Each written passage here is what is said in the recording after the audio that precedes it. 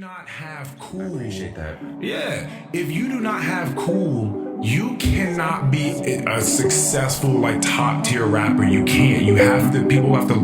You have to sound cool. If your cool is stripped away, if someone makes you look extremely uncool to the highest degree, this is a weird. Yeah, I used to think like this is Hondo.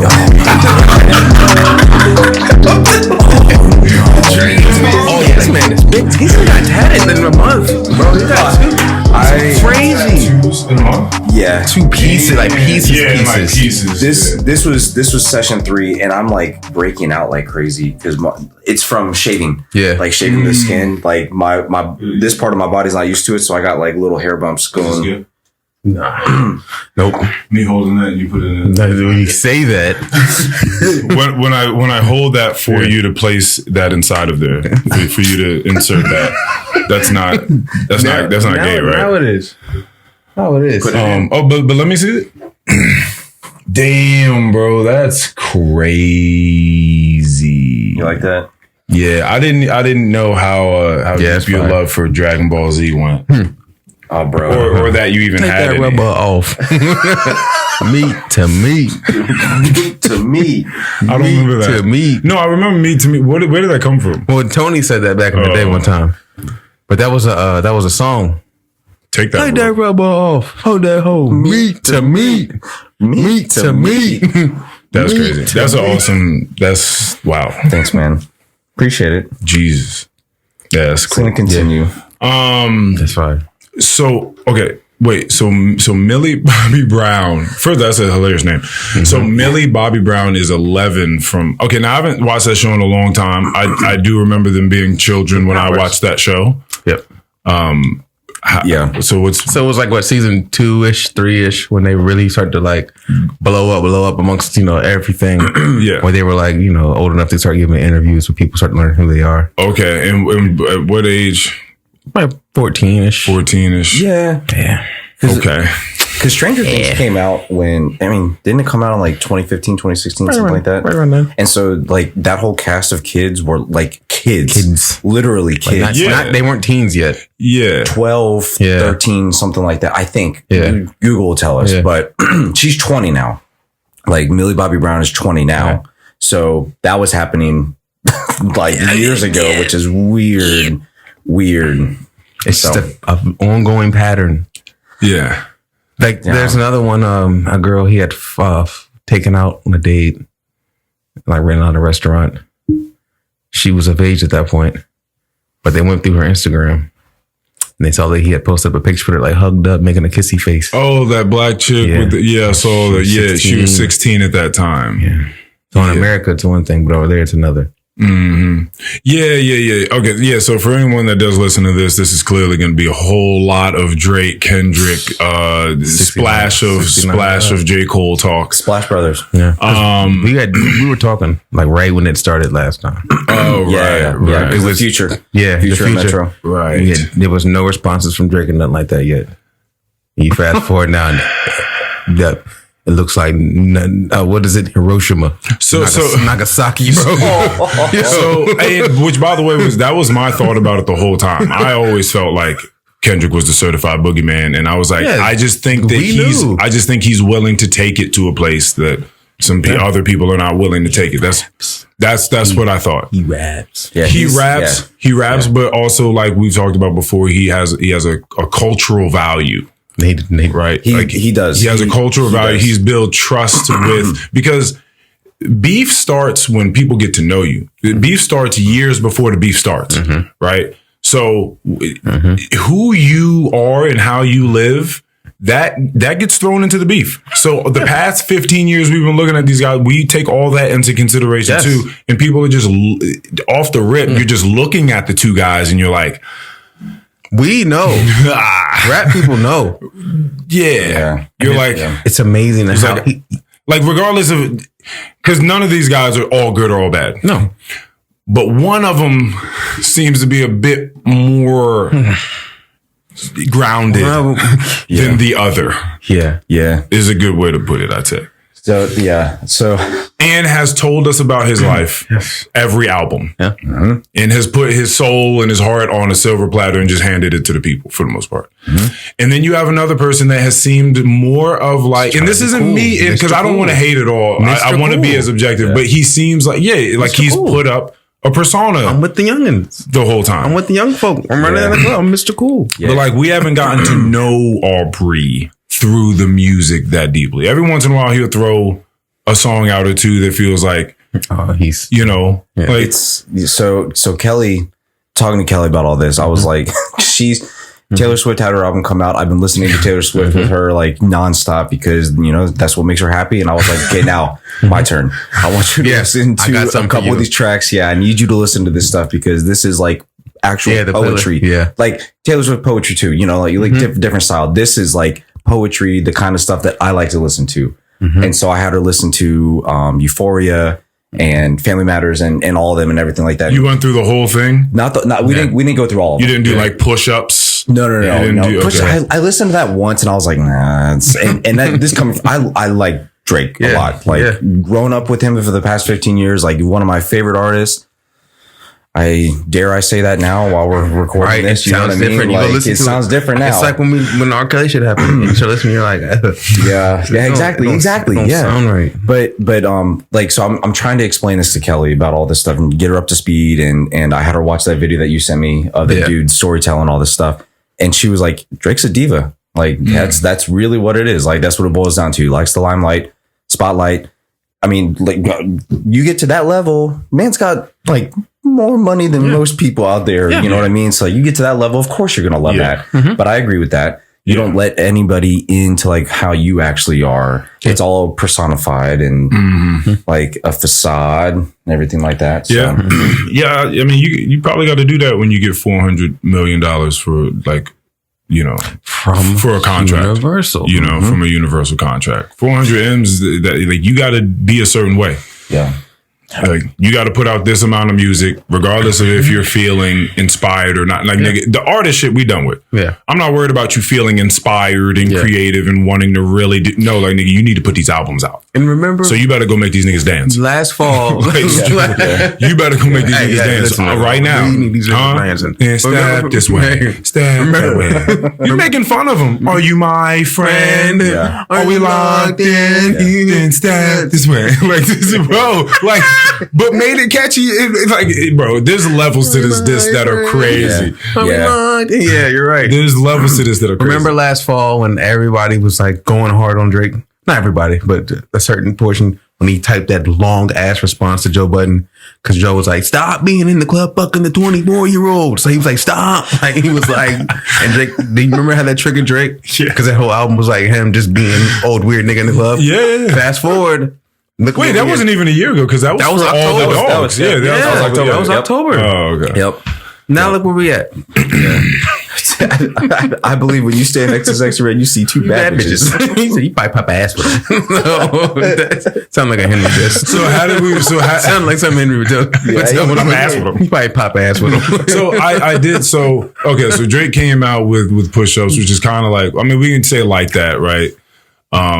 First of all, this is what I'll say. This is a good preface for all this. It goes back so far. Yeah. So I should say, I was explaining to Von Marie that my level of interest in this has been for very particular reasons. One, like it's been a great social experiment. I think it teaches you a lot of things, and we can get into them because I've been interested in various points of this. Like psychologically, like the way people get trapped in this ideological possession. Like you can't even have a conversation with certain people because they're so like they're so one way or the other, and you're like, damn, that's so crazy. Like you can't even acknowledge that another song was good or had good parts or he like none of that. Like, so that's interesting that people fight so hard for these people they do not fucking know. Cause I don't know either of these things. I don't know nothing. I don't know. But I was explaining to her that one, this only happens in rap music. Like this would never happen anywhere else. I'm certain people from other genres have a lot of different feelings. Like, ooh, so glad I don't rap because shit's crazy over there. Good thing I just play this banjo and make money.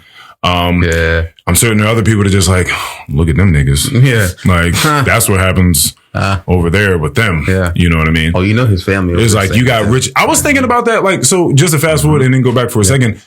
So Drake's house was shot at, Weeknd's house shot at, right? We'll get into that. But I'm certain there are people in these neighborhoods like these niggas. Yeah.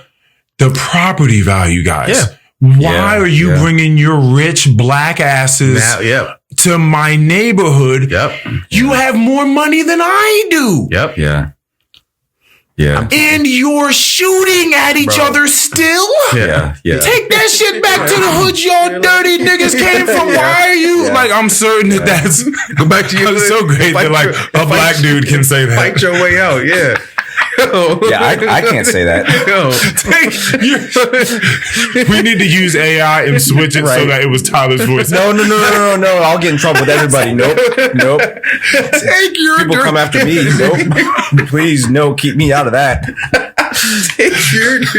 But honestly, just like, why y'all have so much, like the Weeknd's house getting shot at, Drake's house getting shot at. What do y'all have too much money to be? What is happening? So now it's just like y'all don't know how to just enjoy life, huh? Like on all fronts, like Drake's character in life is just crumbled. Yeah, on both sides looking at him crazy. Like, yeah. So to go back, I was saying,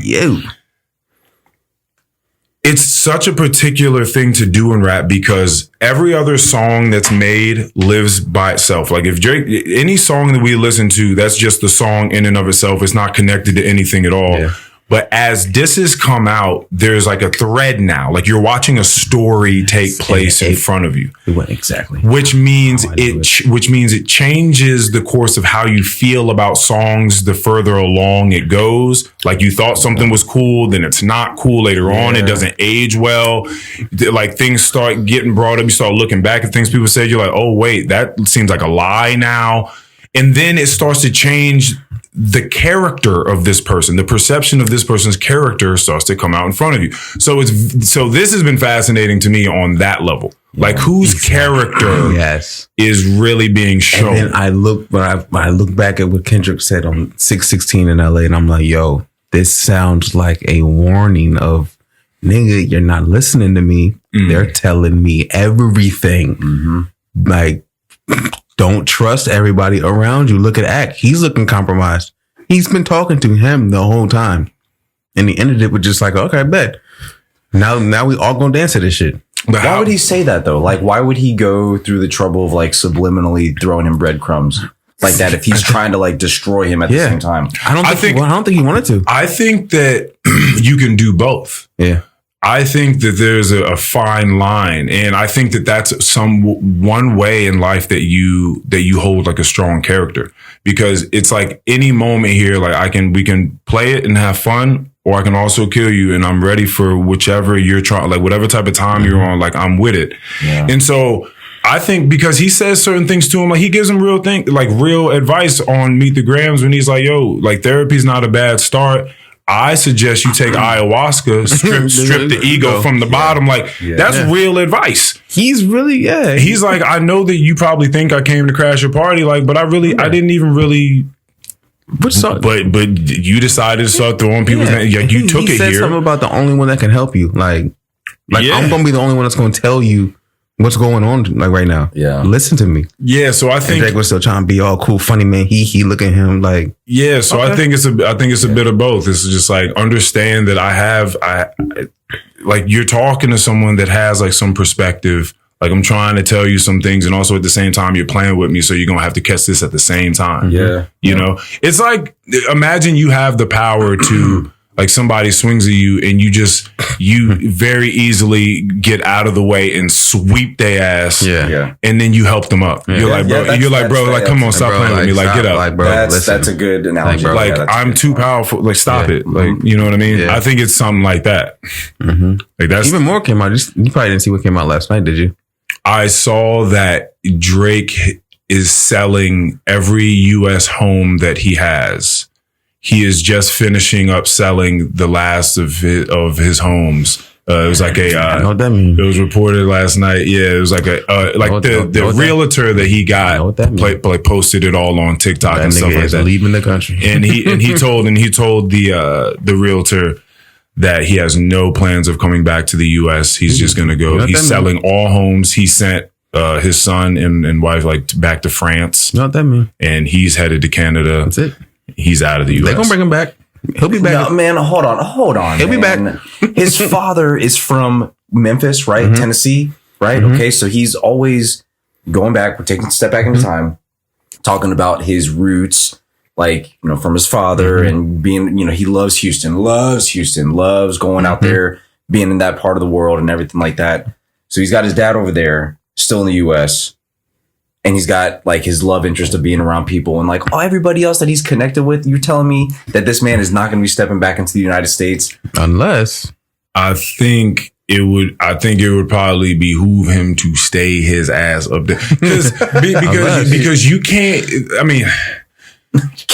you can't be tried in Canada for any of these things that people are coming out about. I don't think he likes kids. I don't think he it's not that deep, but even 16, 17-year-old here, you can be tried for that. Right, there exactly, you cannot. Exactly. And Canada is not going to extradite him. They're not going to send his ass back to the U.S. in some deal with the government. It's not that deep. He's not Pablo Escobar. Unless he's in the neighborhood and Pablo Escobar shit is happening in the neighborhood and they're like, you know what? Let's get this nigga out of here.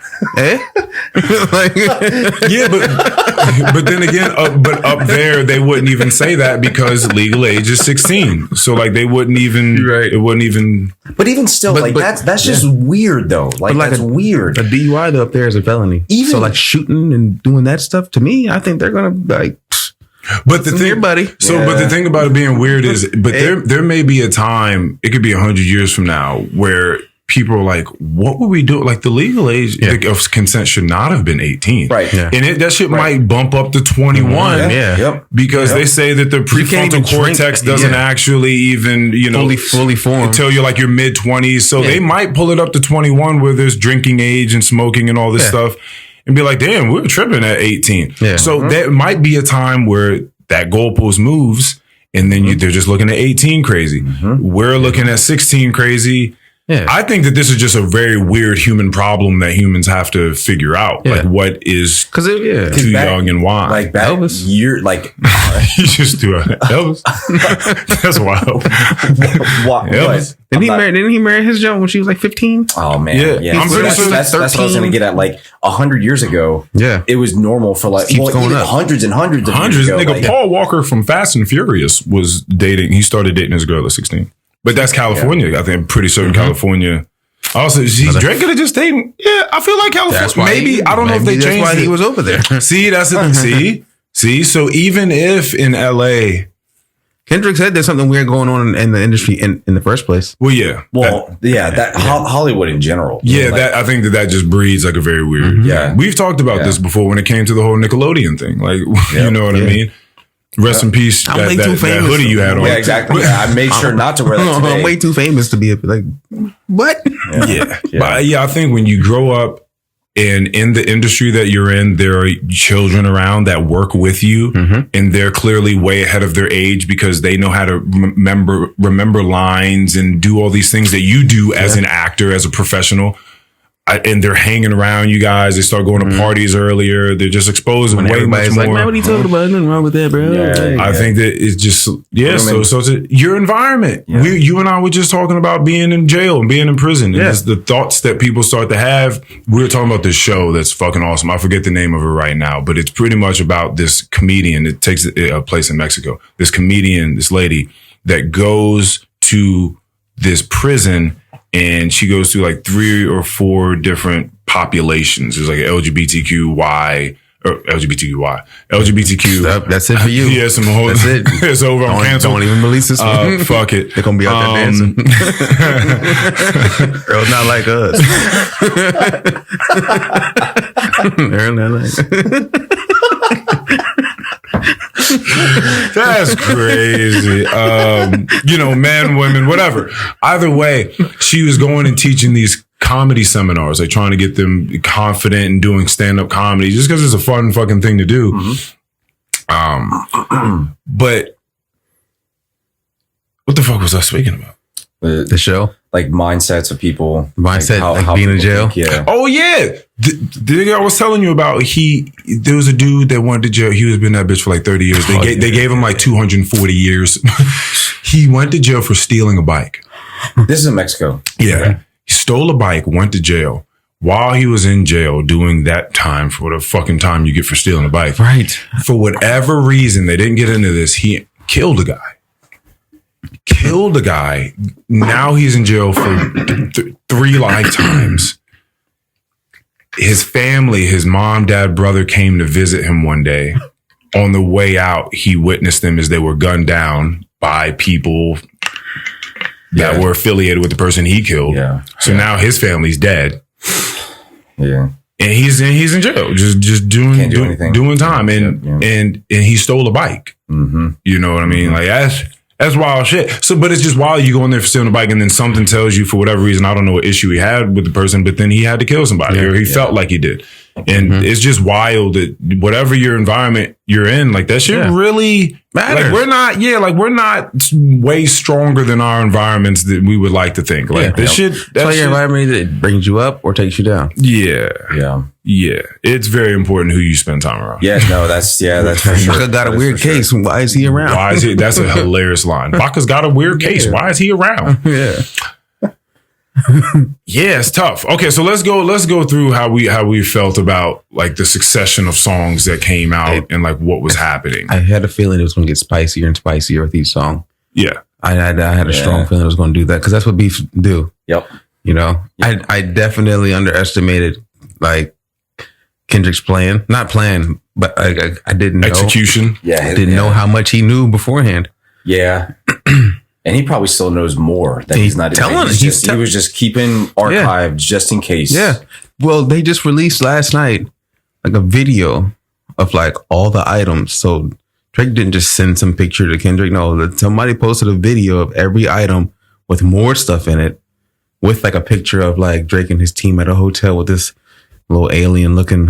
Like it's like a little famous reporter, but he looks like half of a person. Okay. On like a little ventilator, and you go back and you listen to 616 in LA. That's like his little ventilator machine, like breathing. So there's a lot of something else, and he's been telling him, "You don't want me to. You better relax." Yeah. Telling you, we know a lot more than what you think. Golly, it gets so deep.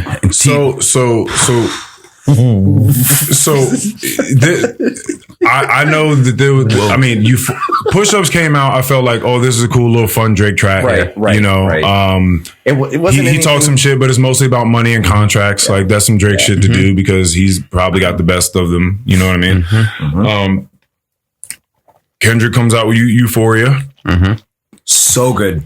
So good. Great song. I love that he came on there very cool, calm, and collected. I know a lot of people didn't like that at first. Like just like Kendrick, like, what are you doing? Like, get at him. But I thought it was very, very cool. I thought that he laid out a lot and it stood the test of time. Like starting with, I know I can predict your angles. Yep. You know, fabricating stories on the family front because you heard Mr. Morale. He's telling him, I heard Family Matters. I've seen the video. Like I had Family Matters. Drake didn't believe him. He predicted the whole Family Matters right there in that song.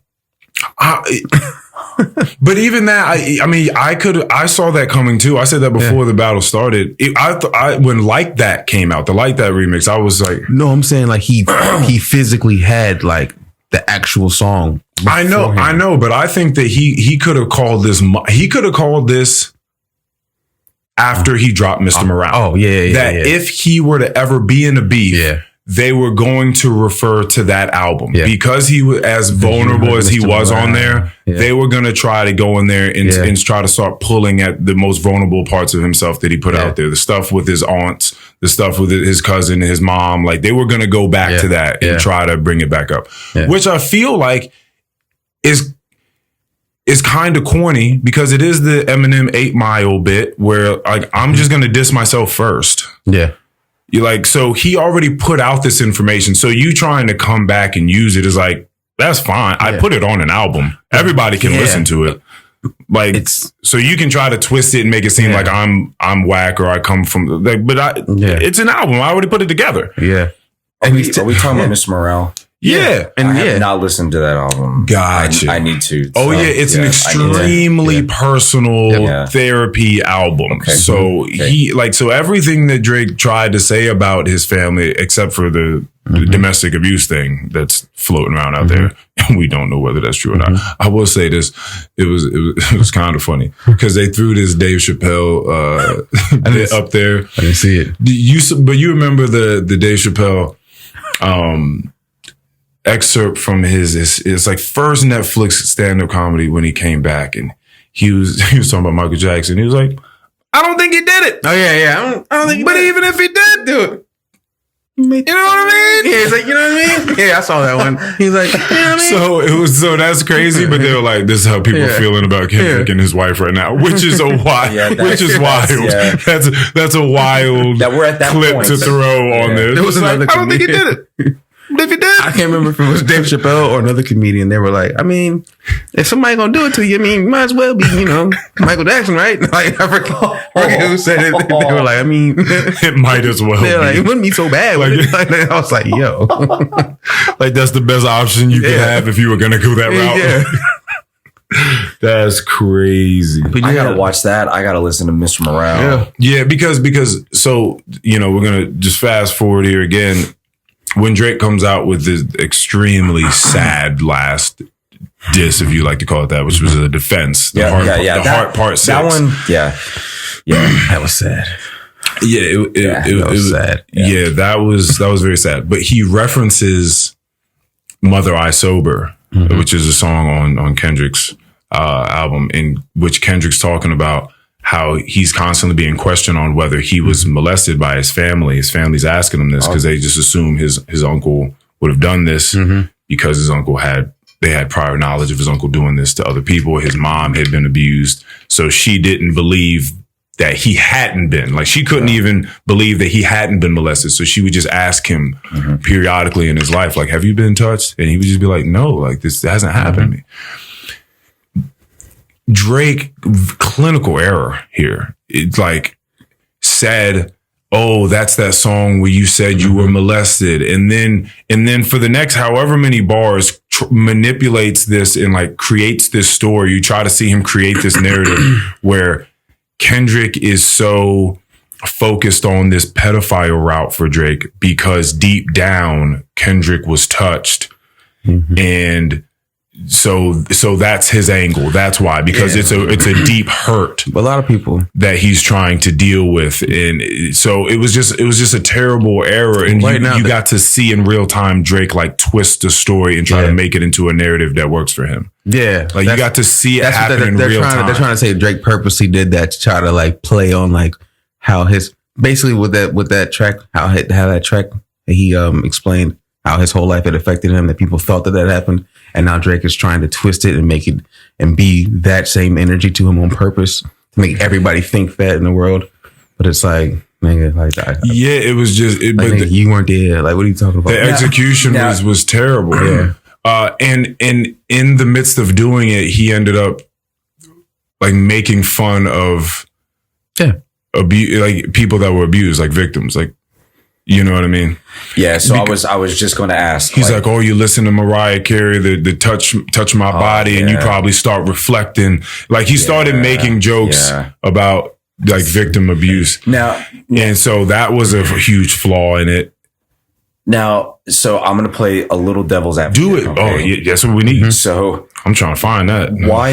Why is that not okay?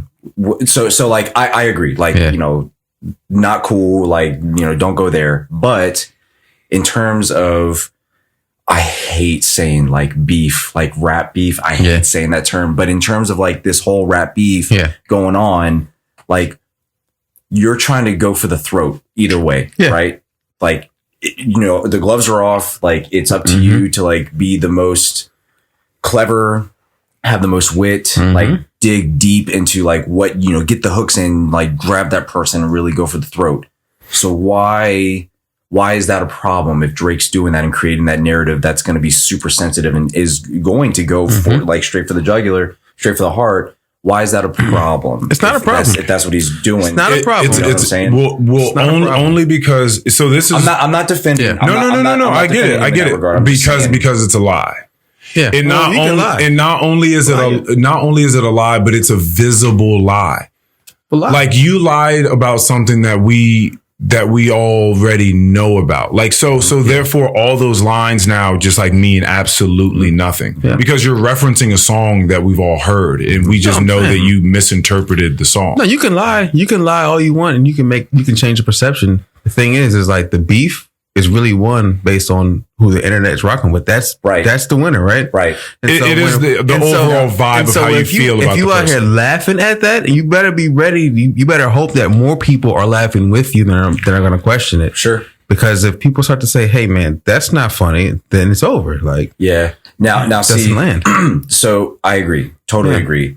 The point that I was getting there was like in Drake's mind, his mindset is, okay, well, you're calling me a pedophile and I'm going around messing with girls and everything like that. And in his mind, what he's trying to defend himself is saying, that's not true.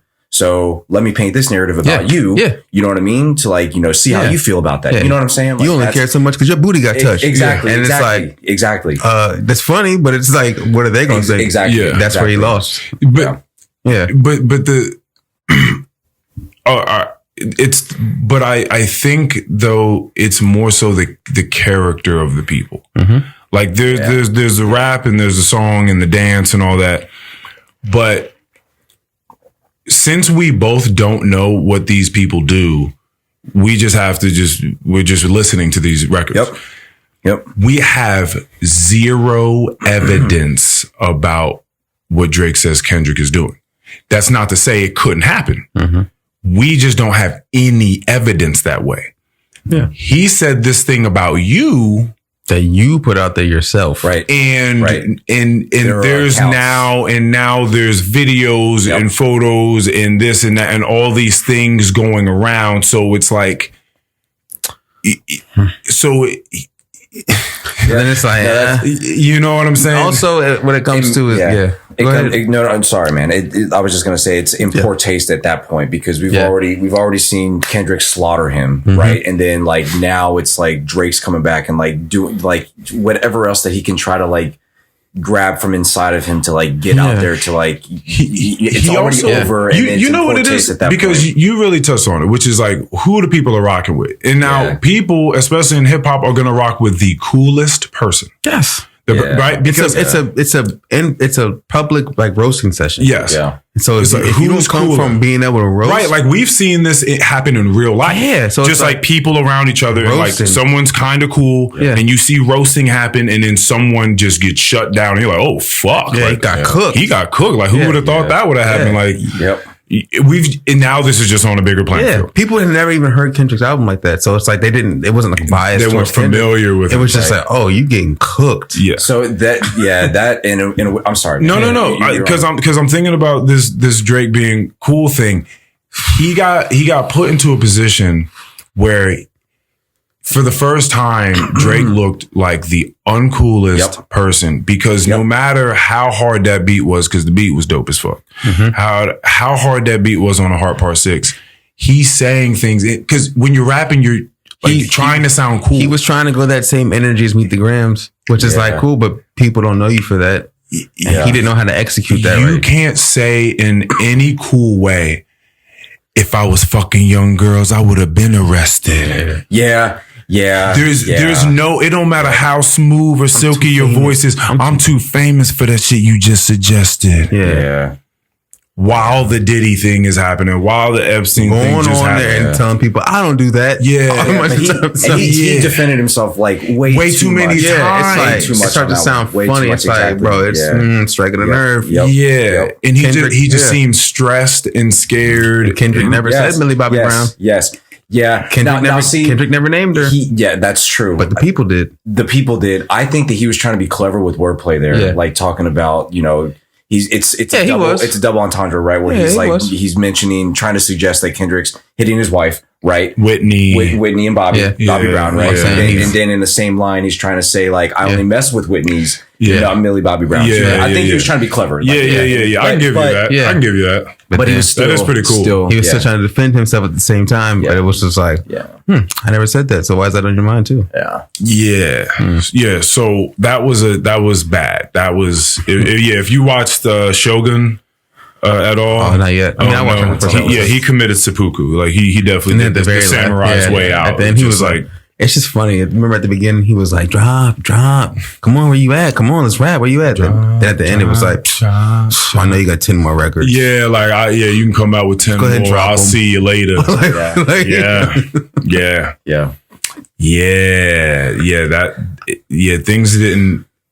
Things didn't age well. It was insane. And now for the people, all the old heads that are just like, oh, it wasn't no Ether. It wasn't no, Jay-Z Nas beef. It wasn't no this or that. It's like, bro, this is worse. This shit right here. Because it's more public. Because it's more public. That too. But like they didn't have social media like that back then, right? Like it's way more broadcasted now. We're seeing in real time. Yep. Yep. They're also rapping at a different level and just making it's very different. The NBA put it on a broadcast. MLB put it on a broadcast. Yeah. Way more people are involved now. Yeah. You've got big media corporations pushing that album. I saw like Oscar Mayer fry him. I'm just seeing like Oscar Mayer. Yeah, like bro. The food company? Oscar Mayer being behind Kendrick is hilarious. They put a picture of some hot dogs and was like BBL Glizzy. And I was like,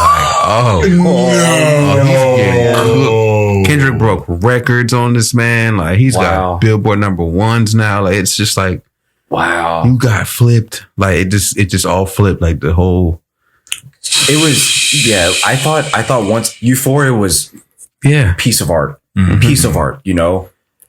A masterpiece. Then Family Matters came out, and I was Family Matters was fire. I was super impressed. I was like, okay, this is great. This is a great. Family Matters was dope. This is a great comeback. This is a great comeback. Said, We get it. Started reaching for my way. Drop. He killed that shit. Okay, we get it. We got it. It was like he was cooking. Yeah, we get it. He like to put the gin in your juice. Like he was cooking them. Like the blacker the berry, the sweeter the juice. Yeah, we get that you think that you Bishop in juice. Yeah, nah, he definitely so good. But Kendrick just opened his mouth. That was like someone go hand him a Grammy right now. Yeah, bro. That was pretty fun. So good. Yeah. But then I'm sorry, man. No, you're good. But then Meet the Grams came out, and then Not Like Us, like back to back. That's what it was like, man. It was like football when like a team goes down with like 3 minutes left and scores, game winning touchdown. And they only got like a minute, 45 seconds. And they just score right away. Like the flip, dropping Meet the Grams. He just extinguished all that from Meet the Grams straight to Not Like Us hours later. That was people. I think it was like 40 minutes. So like Family Matters came out and it was 40 minutes later. He dropped Meet the Grams and it was just like stepped on that. So coming from somebody who doesn't listen to this music, my wife, right? But like I was having her listen to this. I had her listen to Euphoria and then Family Matters, and she was like, I think after that, like. Drake's like winning right now, and then I had her listen to Meet the Grams, and she was like, never mind. Like that shit got scary. He won. Like she was like, yeah, Kendrick won, and she didn't even listen to Not Like Us, and she didn't even listen to that. She was like, Then the next day, that one went national. Yeah. She was like, she was as I was playing it for her, she was making faces like. Yeah, that's what I was listening. I was like, oh. Yeah, because this shit started like. I think niggas like him should die. Yeah. Your son is a sick man with sick thoughts. I think niggas like him should die. Yeah. Yeah, it's like, ooh. I was like, this is, serious. This is different. Yeah. This is a little different. So I'm going to say something else that I already said in the text message, and you both are like, because I've been actually waiting to have a discussion like this. Go ahead. Oh yeah, because I have a question for you. Go ahead. Okay, so I think that whatever Drake comes out with next, album wise, is going to be maybe one of his greatest pieces because. Of what he just went through. He has to lock in. Of what he went through. Like he's been broken down. He is like in the dirt right now. He's got to come back in some particular way. And I think this is going to foster some of his best work just because of what he went through. He's really got to reshape himself and like rebuild what he's just lost. I think artistically it will be some of the best work. I don't know how it will be perceived, taken, received. Right. But I think the way he's going to lock in and speak, I think he's going to be a whole album. Now, this is what I think. This goes hand in hand with my interest in particular rap beef and how this changes the perception of people and songs and like what people are saying. I was asking them in a separate chat, like Keon, RJ, Duty, and Mikey, if there's anything in rap that you would like to see change. Like, what is that? Or maybe you don't care how it changes. Like, you're just down with the ride. Like, that's also an answer. But if like you wanted to see something more, what would that be? If you wanted to see something less, what would that be? So that's something for everyone to think of. But when J. Cole bowed out of this, because we haven't even said his name yet. So when J. Cole bowed out of this, my immediate response to it was, I'm so glad he did that shit. As soon as that shit was sent to my phone, I was like, I'm so glad he did that because that was a terrible diss that he put out. Musically, it was great, but I don't agree with it. Don't nobody agree with the shit he was saying in it. Yeah. And I'm like, if what he's saying is true, which is he feels bad for even trying to take these angles that don't feel right with him. And he was just like, kind of gave in to peer pressure. Hey, bitch move to come down to peer pressure like that. But man move in that you acknowledge that within yourself and acknowledge that on a public stage. And I felt like that was a great moment for hip hop. A lot of people felt like it took away from hip hop. Those people I feel like are a little toxic.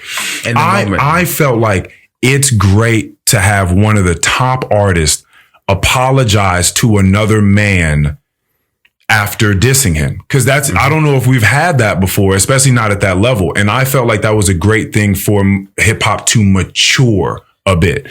Just for mature, cause I know everybody just wants to see people rap and spar and that's great too. But I felt like we can have one step of maturity every now and again.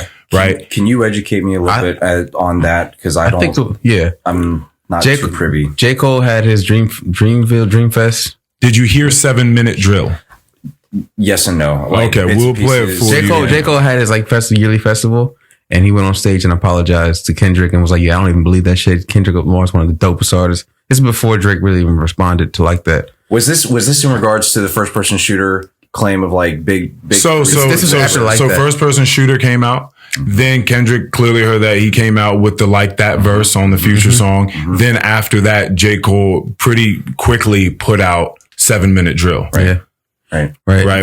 Which is a diss. He's talking about how his albums ain't really shit. Yeah. How Kendrick's albums. Yeah. Okay. How Kendrick's only really pulling up now because J. Cole is as big as he is at the top and shit like that. What happened was like at the time it was funny that he was saying all this, but like I could see that to me it looked like he knew that this was more serious than what like everybody thought.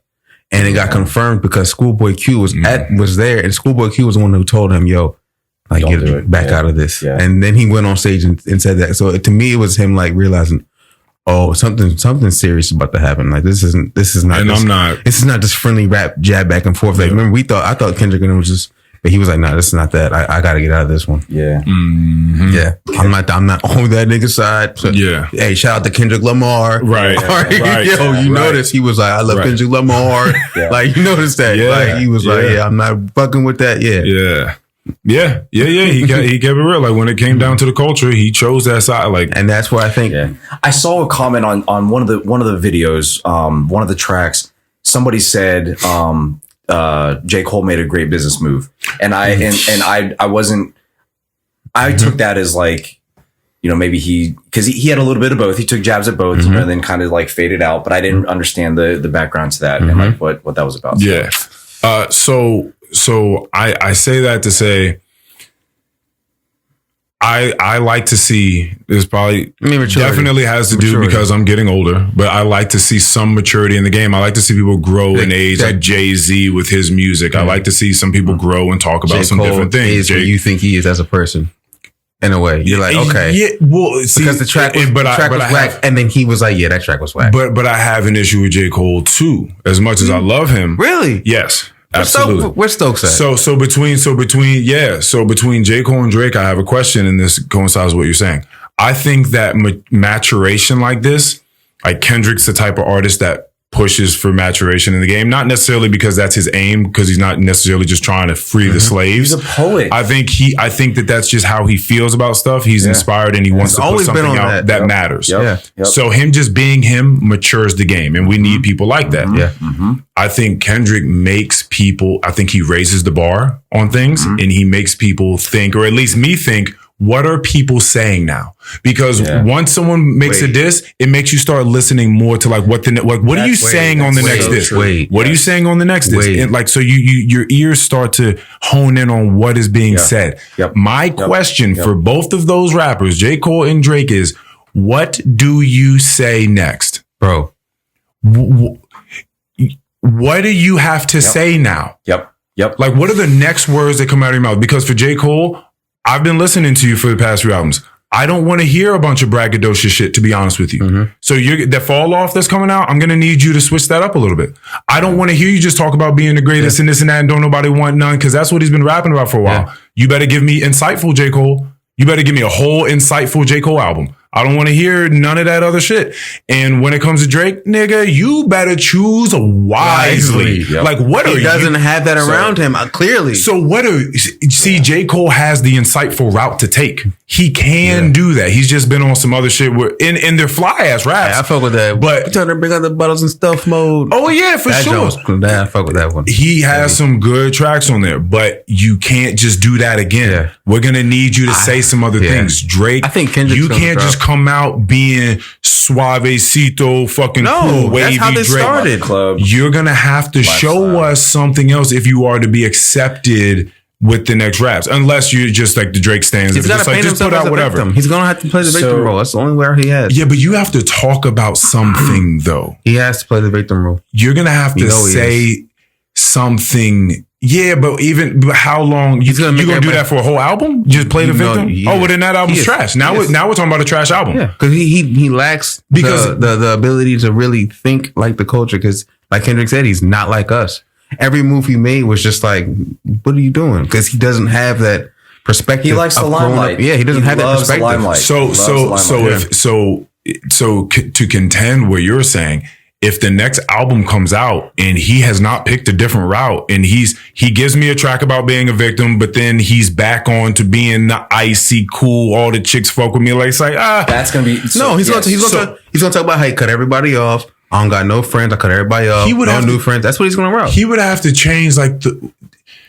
But see, and so he's entering a new stage of his career now. So that's my question. Who is Drake now? I promise. Like who? Do we get to meet Aubrey? Like who? Like what are you going to start rapping about? And so that's what I was talking about. Where whatever he drops next, whenever that's going to be, it could be like a year from now. It could be a month from now, a year from now, a couple years from now. Like after he kind of rebuilds himself and he puts some hard concentration into this work, this piece of work. I don't think it even needs to be the news. I think nothing was the same part two. Right. It's going to be nothing was the same part two. So I was going to nothing's going to be the same. Or like if you're reading this, nothing's gonna be the same. It's never gonna be the same. Or if you're reading this, it's too late. Yeah. He's got to come with something deeper than that. No. I'm saying like nothing is his music's not gonna be the same. Yeah. That's what you're saying. You can't do that anymore. But see, like if he tries to dig deep and tries to become more of a deep, mature, conscious rapper like what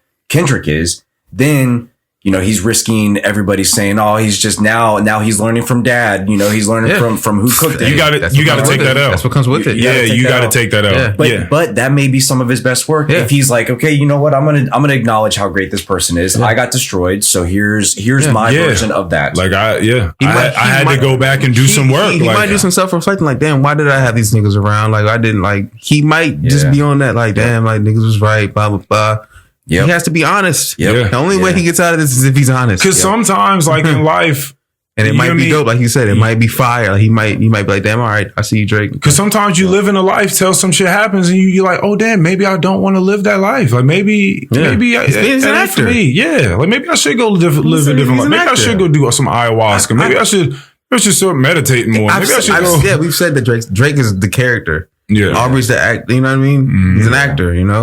I don't think that he should be singing in his next one, or at least not too much. Yo, getting just into a singing album is hilarious. Ain't shit to sing about right now. So bad. If he starts singing, ain't shit to sing about right now. Somebody was like, because Kendrick was like, I love. What did he say? I like Drake with the melodies. I hate Drake when he act tough. Exactly. Stop that. So like, if he goes and like makes a melody sing song album, then he's gonna get cooked even more so because it's like, see. First of all, he's leaving the United States of America. Oh my god! So he's been. So that this is if he's even allowed to make albums. We don't know. Okay. Well, I mean, reports started coming out that Kendrick Lamar was asked by UMG, on behalf of many companies. I don't think it was true, like Nike to on behalf of those companies, maybe. Yeah. Like stop UMG because Nike don't play that shit. Because UMG is pushing. I'm looking at the broadcast of who owns these broadcasts that are pushing this album. Taylor Swift's main producer produced 616 in LA. So there's clearly like a large money corporation behind Kendrick. Oh, behind Kendrick. Yeah. That's pushing this. Mm-hmm. They're promoting it. They're pushing it heavy. A song about him being called a pedophile. That's crazy. Yeah. You really think about why are these companies pushing this? That's a wild accusation to make a public anthem out of. So it's like, what is their end game? What is their goal? Why are they doing this to him? He did say not like us, like put the whole label on me. I'm gonna get them dropped. A.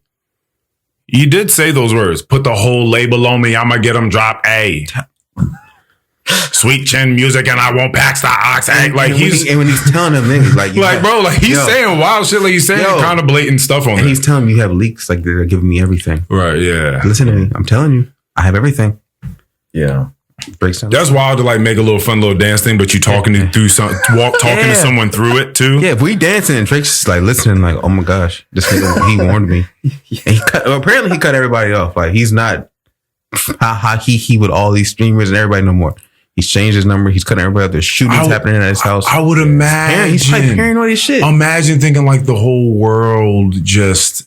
People around people around you? What? My bodyguard just got shot. Like you're like you in your house. You looking around. You at the studio. You just like you looking around, and you don't see too many extra niggas. Like it's people that you know, and you just like. And then you go back and listen to what Kendrick said. Hey, now you like, oh shit. Like you know what I'm saying? Like the Heart Part 6, as bad as it was, this is something we talked about.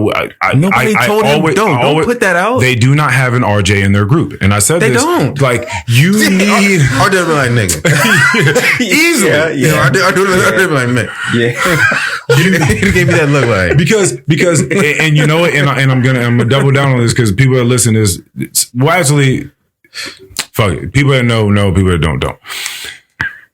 This is inside. Yeah. Keep in mind, when Henry was putting out all that music, yes, we were bumping it. Yes. All right. RJ was not. Yeah, RJ said there were a couple songs that RJ liked and he would play them joints. Yeah. But RJ was not just playing his music, and that was our friend. Yes. Right? He was there. He was just like, he wasn't saying that. He'd just be like, yeah, you know what I mean? Yeah. But he'd be on the out. He'd be like, he'd be like, he would always say something like, but what about it? So I just say that to say he's not gonna bullshit you and just be like, hey, you doing it. This shit crazy. RJ was just like we always call him, he's like a born hater. Like, cause like he's going to think first, like, but what about?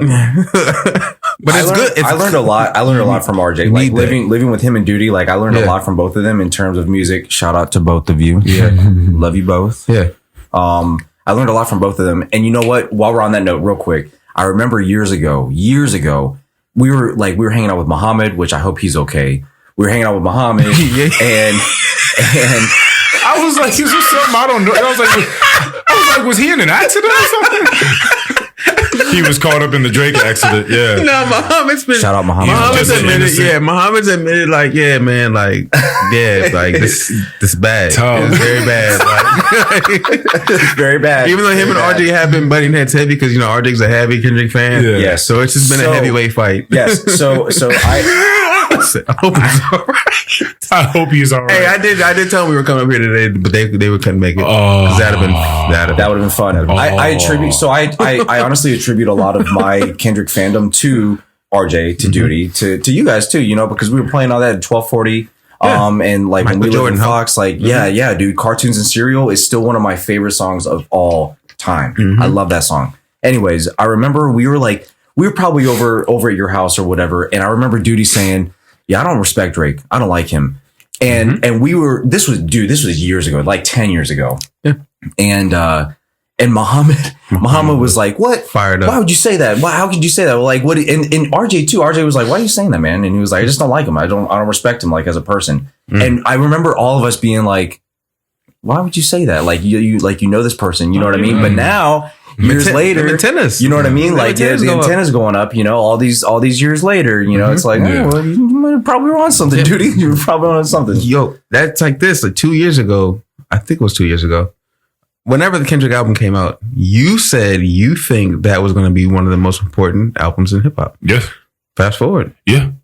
Oh yeah. I believed it as soon as, because I heard it and it was transcendent. It wasn't just hip hop. Like Mr. Morale. Yeah. I gotta listen to that. It was just very so different. So many people were like, oh, I went back and listened to that song now that Drake said that, and they were like, oh. And the nobility of coming on Meet the Grams and speaking, addressing Drake's children and saying, like, listen, I made that album for people like you. Like, I want you to have hope later on in life. I'm scared of what the world's going to look like when Adonis is 18. Oh, no. Because what if it's all the way crumbled and he listens to that song and it's like, I'm sorry that man's your father. I think that working in, this is some hippy dippy shit, but I think that working in alignment with yourself, like doing what you believe to be the right thing, always ages well. So that's another thing. When J. Cole made that decision, I was like, people don't like it now, but it's going to age well, because making the right decision by you follow that will age well in time. They don't have to understand it now, but they will understand it later. Kanye West. Yeah. Which one? Which decision? Bro, like, or just him in general? All of it. Like, you go back, remember 2014 where people were laughing at him because he was like $50 million in debt and he was trying to start this clothing line, and he was telling them like, yo, who's going to be the one to give me the shot, because I feel like I know what I'm doing. And then you fast forward and that shit made him a billionaire, and every clothing company and all the shoes look like what he put out. I've said that about Kanye. I've said the reason he's built the cultural like integrity that he has is because regardless of people agreeing with him or not, it seems like he's speaking from his heart. Listen, you know what I mean? He may say the wrong things a lot of the time. Yeah. He's so transparent. But he's being transparent. He doesn't, in the first, when he hopped in and he dropped his little remix for the Like That, and he put out a interview and he said that Future had called him and told him, yo, we getting on this track.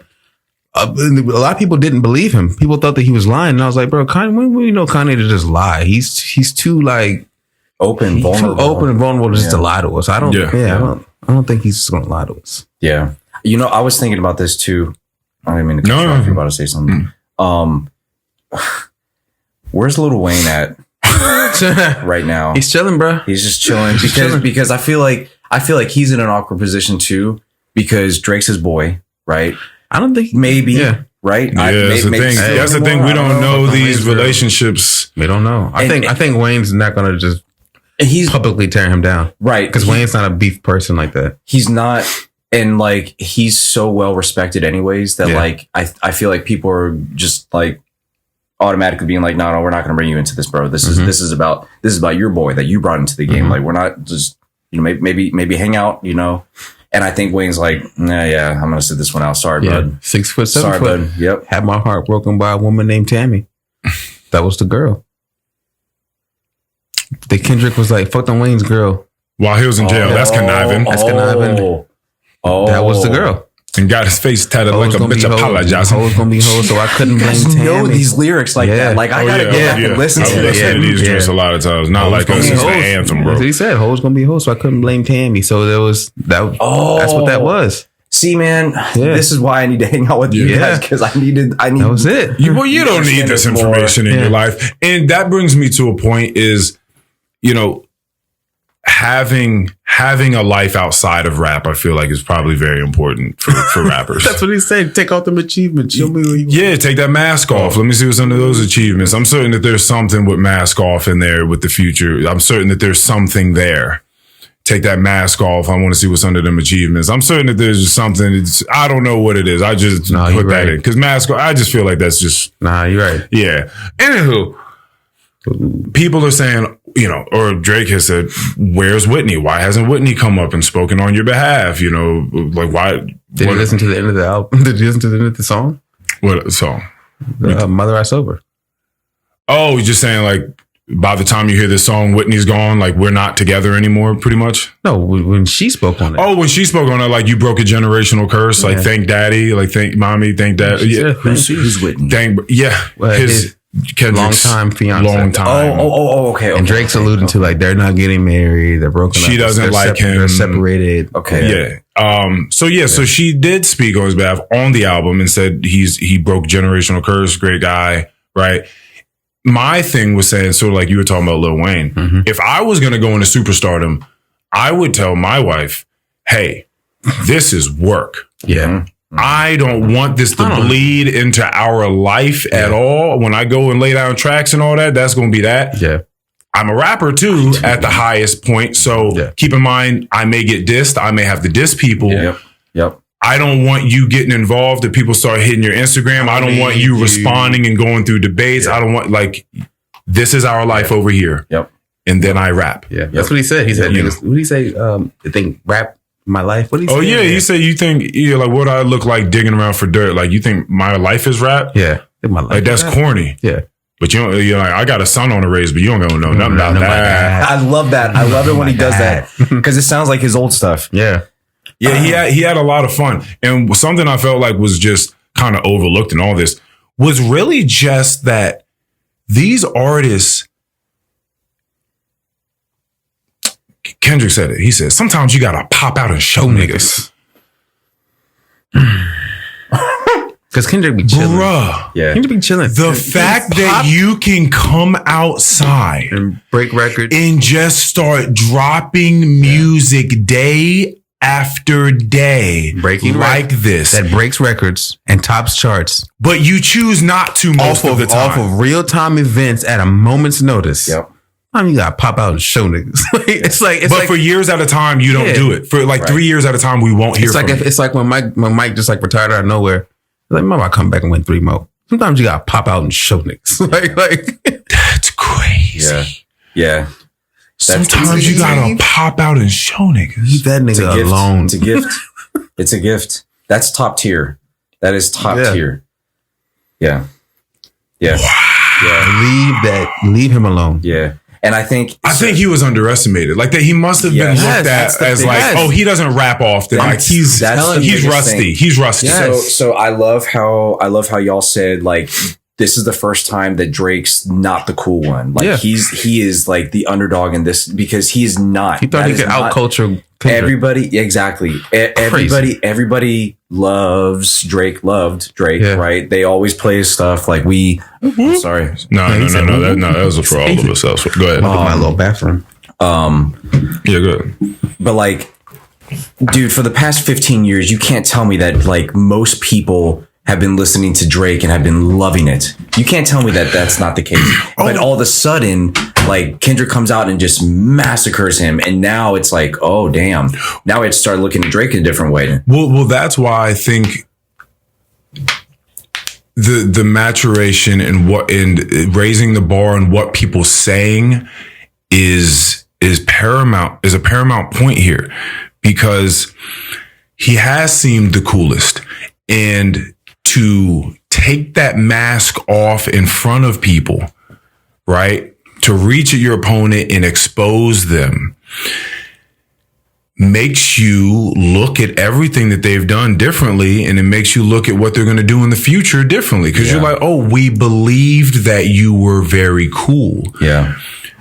I don't think you can rap at rap's core essence is cool. It is. It's the core. It's like Iron Man's core reactor. Like if you do not have cool, I appreciate that. Yeah. If you do not have cool, you cannot be a successful, like top tier rapper. You can't. You have to, you have to sound cool. Mm-hmm. If your cool is stripped away, if someone makes you look extremely uncool to the highest degree, which we can all say that would be being a pedophile, right? Yeah. Not cool at all, Yep. right? Yep. There are people, you can kill 15 people and go to prison and be cool. Yep.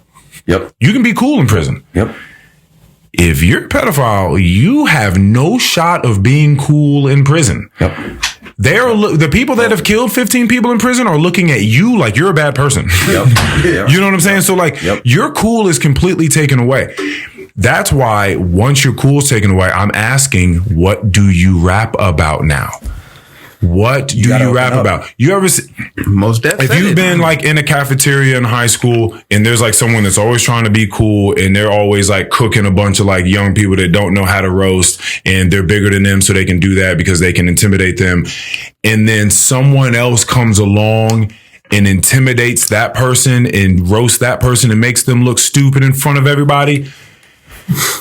Sure, that person is the main person that was being the bully. They can still kind of bully the smaller people, right? Because they're still bigger and they can still do, but we're all looking at that person very differently now. We're like, yeah, but what about when that other person like you don't look nearly as cool as you did before you got checked. Yep. So you don't believe in that person anymore the way you did before. They can't pop shit the same way they did last week before they got checked. You can't pop shit the same way. You can't talk the same way, which is why I ask on a grand scale, what do these gentlemen talk about now? Kendrick Got to dig deep. You got to dig deep. Kendrick's gonna talk to Drake's fans. Oh boy. Yep. I know that was your idol type shit. Yeah. This is where it's at now. It's all right though. Remember, he told you he's not your savior. You tried to talk to him before.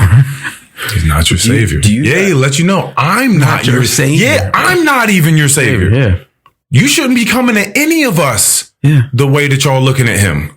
Yeah. That's why I think LeBron followed directions. Keep the family away. LeBron chose sides. Bro, telling people, keep the family That's away. why I don't think he's just lying up. Like, he's not, Kendrick understands his voice and understands like the implications. Yeah. I don't think he would just tear him down like that after warning him over and over.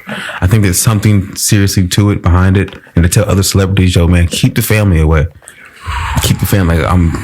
Listen. Like, yeah, like there's just shows about Diddy now. There are all these like documentaries about Diddy. Like, there was one that was called like "What Did He Do?" Like, that's the downfall of Diddy, and it's like, yo, a couple of months ago, Diddy was just Diddy. Like he was a mogul, a music mogul. Now he's got documentaries about him. He's fled. Like, what the fuck? That's what was like one of the bars Kendrick People forget dropped. about Russell Simmons. That nigga been gone for years. He got online talking about hip hop needs to just relax and chill, and everybody needs to be friends. And I was like, all right, yeah, come on back to America and let's give a seminar about this. Let's open up that conversation, Russ. Yeah, come on over here, Russ. Bro. You know he's not over here, right? So, yeah, he's in Bali, right? Like, it's wild. Like, some people legit leave and you forget about them. That's the move, is just leave and just chill. Yeah. These niggas don't have to keep being in the limelight, but Drake does, because he's signed to contracts that 400 million. You have to. People call Universal. It's funny because it's like his own label is turning on him. What is going on? It's like an oxymoron to say, but people call it like a slave deal. It is, because it's like, you can have all the money in the world, but we're gonna have you chained up. You're gonna do what we need you to do. Kanye said it in his diss. He was like, "Yeah, like you." That's your daddy. Lucien Grange is your daddy. You're tied to them. And he said, lifetime deal. I feel bad for niggas. Yeah, that's tough. That's his own label. It's tough because all rappers, Kanye included, have been a part of that and like know what that's like. And that's what like where my brain went to, where Kendrick said, I know shit about niggas that'll make Gunna want to look like a saint. Yeah, I didn't get that one really. Gunna, the whole industry's calling Gunna a snitch because he had to get on the stand and say, I knew that YSL was YSL was that to get out, right? Yes. And he still has time over his head for that. And Gunna's telling you, my lawyers did some kind of deal, but that's just whatever. He's telling you, I know something about these niggas that'll make Gunna want to look like a saint. Yeah. Right? And Drake's own label, the biggest cash cow for that label, is the ones that are pushing this song that's calling him a pedophile. What is going on? That's weird. That's super weird. Super weird. I feel super slow because I'm just not understanding like why, like what purpose is that trying to serve? Are they trying to like, are they trying to paint Are they trying to get people aware that this is stuff that's happening? Right. This is stuff that's happening like more often than what you realize, or are they like trying to just single him out? That's like, to make more money, more publicity off of him. Like at first when it was funny jabs, I could see that. Oh, they're creating like this beef because at the end of the day, Universal's going to make all this money off them beefing. But now you're completely destroying the character of your biggest act, your biggest signing. Yeah. Right. And he's leaving the country. Shots are happening at his house. The whole world is dancing to him being a pedophile. Why would you be doing that to the person who you paid the most money to? What is happening? Yeah, I don't. And pedophile, that talk right when all this Diddy shit is happening, like in the midst of all this, when Lucian Grange, the CEO, is named in those documents as being the one who funded all that freaky shit. Yeah. See, you can get in the weeds because there's so much information we don't know. We just know that we always know that where there's millions upon millions or billions of dollars, shit's weird. Yes. It's just weird. Something's weird. It's just very, very weird. It's almost like when Deshaun Watson was like deciding to lead the Texans.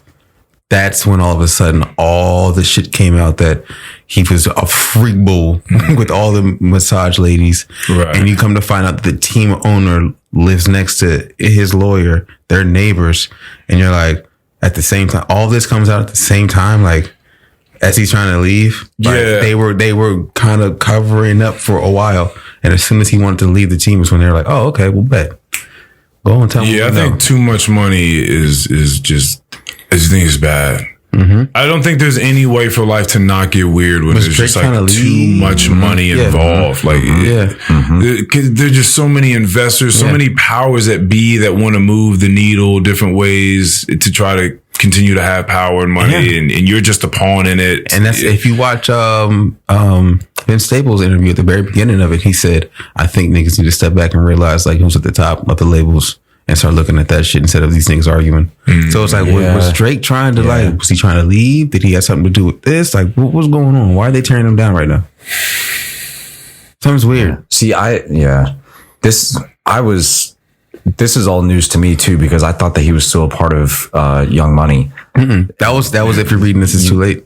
That's when he got out of it. That album. If you're reading this, it's too late. I'm already gone. Now, see, and forgive me for being an idiot. No, this is good. This is good. Yeah. But like, I thought that there was there then was a clear distinction between Cash Money Records and Young Money Records, because that was Birdman and Lil Wayne, right? There is. And then like that was Drake trying to get out of that, but he was still part of Young Money with Lil Wayne, with everybody else, Nicki and all them, so.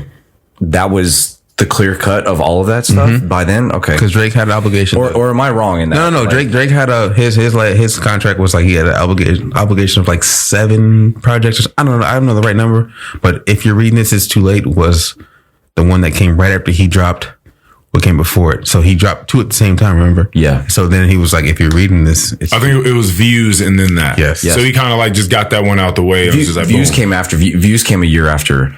Okay. But I thought that was like the severance beat with Birdman, right? Like, that was the severance of all of it. But he was still part of Young Money. I thought he was still part of Young Money, like the other. I think he just would shout it out and claim it because in his heart he's like, I'm with Young Money. Okay. Gotcha. So I'm not signed to them niggas, but I love them. And that's when he signed that $400 million deal with Universal. Okay. And it's like a lifetime deal, Kanye, lifetime deal. I felt bad for niggas. Yeah. Sounds funny. Yeah. This is why I've had so many conversations on here about like I know it don't sound actually. Kendrick spoke to this too. I think it may have been in 616, but he said, "I'm sorry, I live a boring life. I like peace." Yeah. Like at the end of the day, all that lavish shit is cool. But I think what people are looking for is truly just something simple. And you just don't know it until you just shit start crumbling around. You're like, maybe I just need something simple. Remember Mos Def said 5 months ago? he was saying like, what's in it for Drake fans? Yeah, he like said, pretty much like, what's in it after, like, if all this crumbles for you, which we may have been in the midst of watching it crumble at this moment. He was like, what's in it for your fans? Yeah. Like, aside from the dancing and all that, like, what else is in it for them? Like, are we not seeing the beginnings of that now? Is this thing not crumbling now? So do y'all think that hip hop is a young man's game? Well, I think hip hop is young in itself as a genre. Yeah, so like it takes time to learn what something is. Yeah, it is.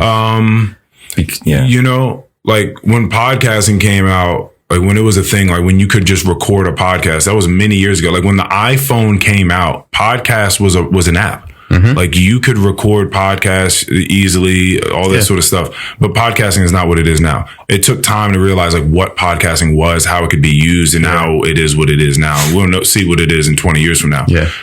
Hip hop is still relatively new.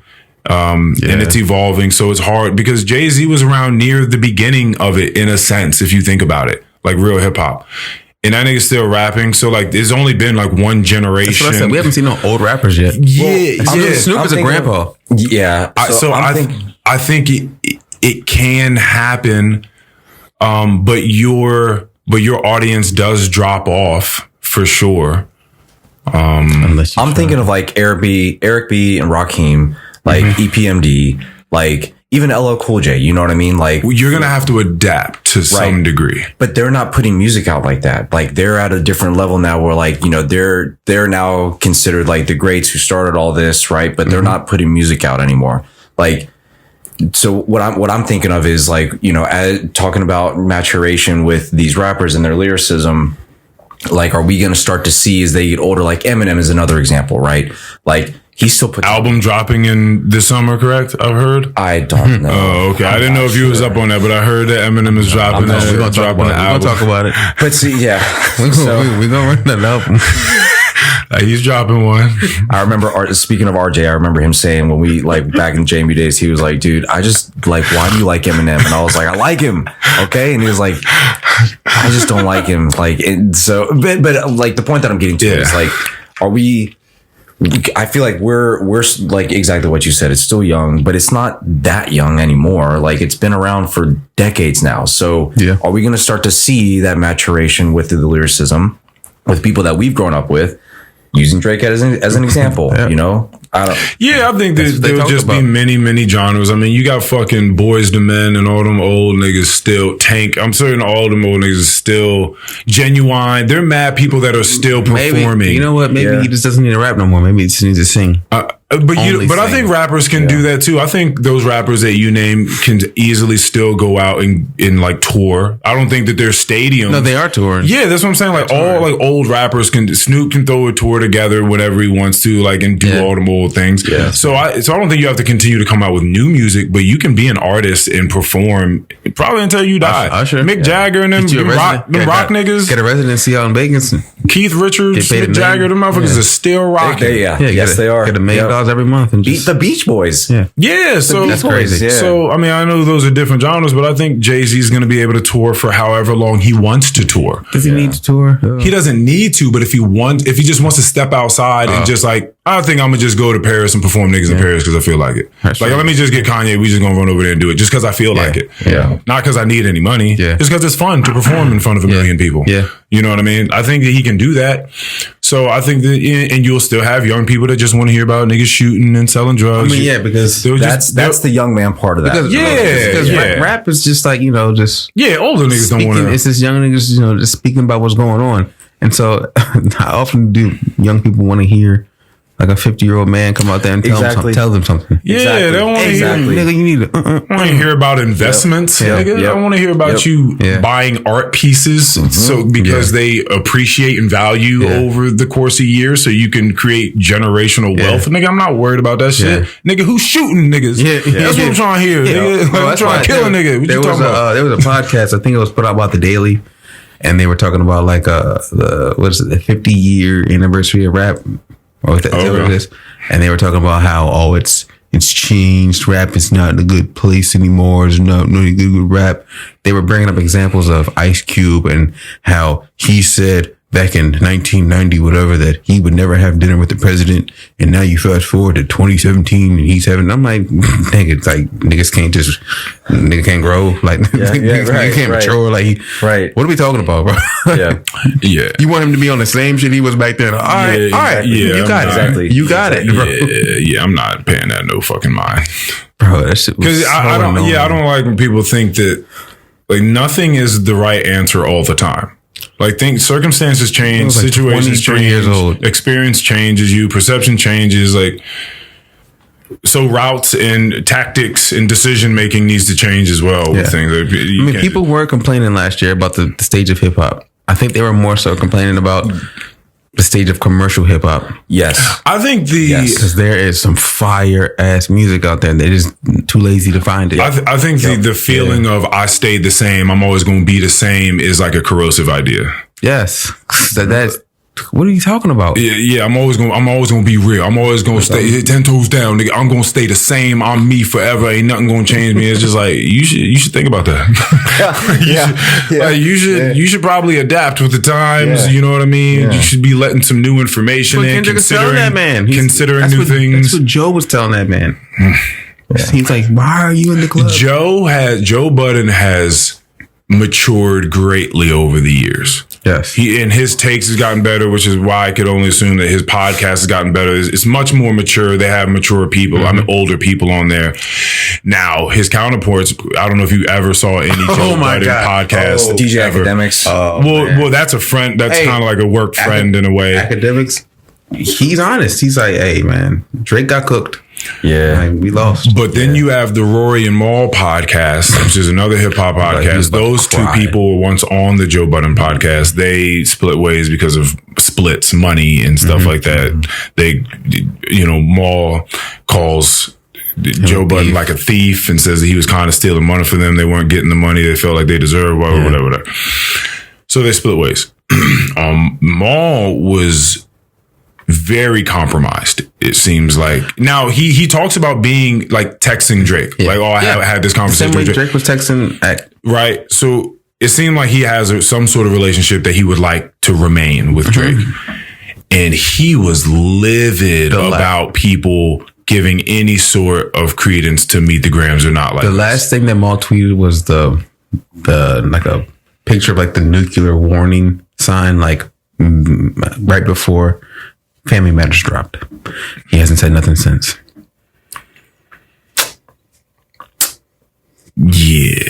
I don't know who either of these people are. Rory and Maul. I don't know. Yeah, no, it doesn't really matter. It's like a hip hop podcast, like one of the biggest hip hop the biggest hip hop podcast. Awesome. Yeah. Then I'm just out of touch. Yeah. No, I mean, it's just, I just didn't like the conversations people were having because you're trying to go back and forth and you're trying not to get lost in all the things that both of these artists are saying back and forth to each other.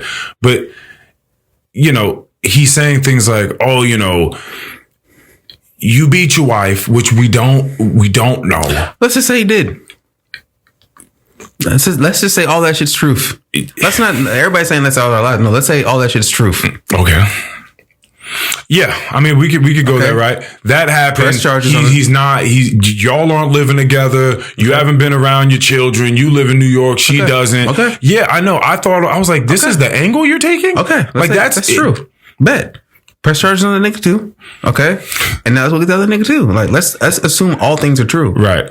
How does it look? Right. Whose situation is worse than the others, Yeah, like what are we talking about? Yeah.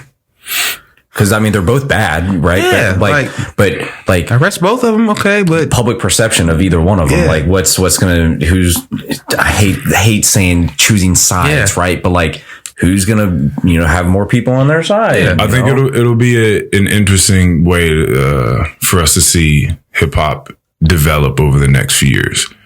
Because we've just been sitting in the Drake age since we were graduating high school. I think it's over. Yeah, it's over. Yeah, I know it's over. So it'll be very interesting to see what age comes next. Like who's coming up? Like what are we talking about now? Like we're going to see something happen. It's going to be an evolution. It's going to be kind of. That's a great point. Kind of. I think it's a moment. I think it's a momentary evolution. But I mean, I think the Drake age is definitely over because I know the internet runs off the youngins, and the youngins see him as a older, weird person now. Yeah, that's just how they see him. That's so true. That's so true. Yeah. Like, you have high school teachers posting videos that like, yeah, before all this, like you would hear kids listening to Drake. Yeah, they're all like, this beef has made me do nothing but want just more perspective and just like a simpler life. This is just like, I don't. Yeah. Like getting caught up in all of that. That's crazy. This is your real life. People are saying your name in a rap club diss track. You know, next playoffs are on. The NBA playoffs. They're playing the song on the playoffs. Like, this is your life. This isn't, you can't just get away from this. You can't just walk down the street. That song is playing. You can't go to the barbershop. In his own city, the restaurant. You can't turn on the TV. You can't. Kendrick special. It's everywhere. Yep. People blowing up your phone. These conglomerates blowing up your manager's phone, trying to figure out what to do next. Like, he's talking about crisis management team now. Shit. Like, what do we do? What do we do now? You just, you know, like you can go to the beach for a little bit, try to, you know what I mean? Just try to meditate on the beach, try to shake it off. But how long you gonna stay on the beach? Yeah. Like, you gotta leave the beach, you gotta come back. That shit's still there. He's been Mr. Cool. He's Mr. Cool. That's been his whole thing. It's not me. It's just Mr. Cool. I'm Mr. Cool to everybody. Which is crazy too, because all that shit crumbles. Because like I used to think there was like two different versions of Drake, right? Like sing song, melody Drake, and then like the rap try to be hard, right? Just exactly like what Kendrick said. When you listen to like his more sing songy stuff, like you would think that he's like really, really, you know, reaching in deep and like just like putting his heart into this and like, you know what I'm saying? And then like we used to vibe to that. I personally did, you know, like, oh yeah, man, this guy's really pouring his heart out. You know, he's doing a good job. But now, like for so long, he was Mr. Cool. Now, and exactly to the point of like Kendrick exposing him. It's like, how much of this is that real? I just thought of that's like when if you're in a relationship and this person's just, they're super nice, they're sweet, they're all these things, relationships have been great, and then you find out that they've been cheating on you with they got two other spouses, you know what I mean, families. Bro.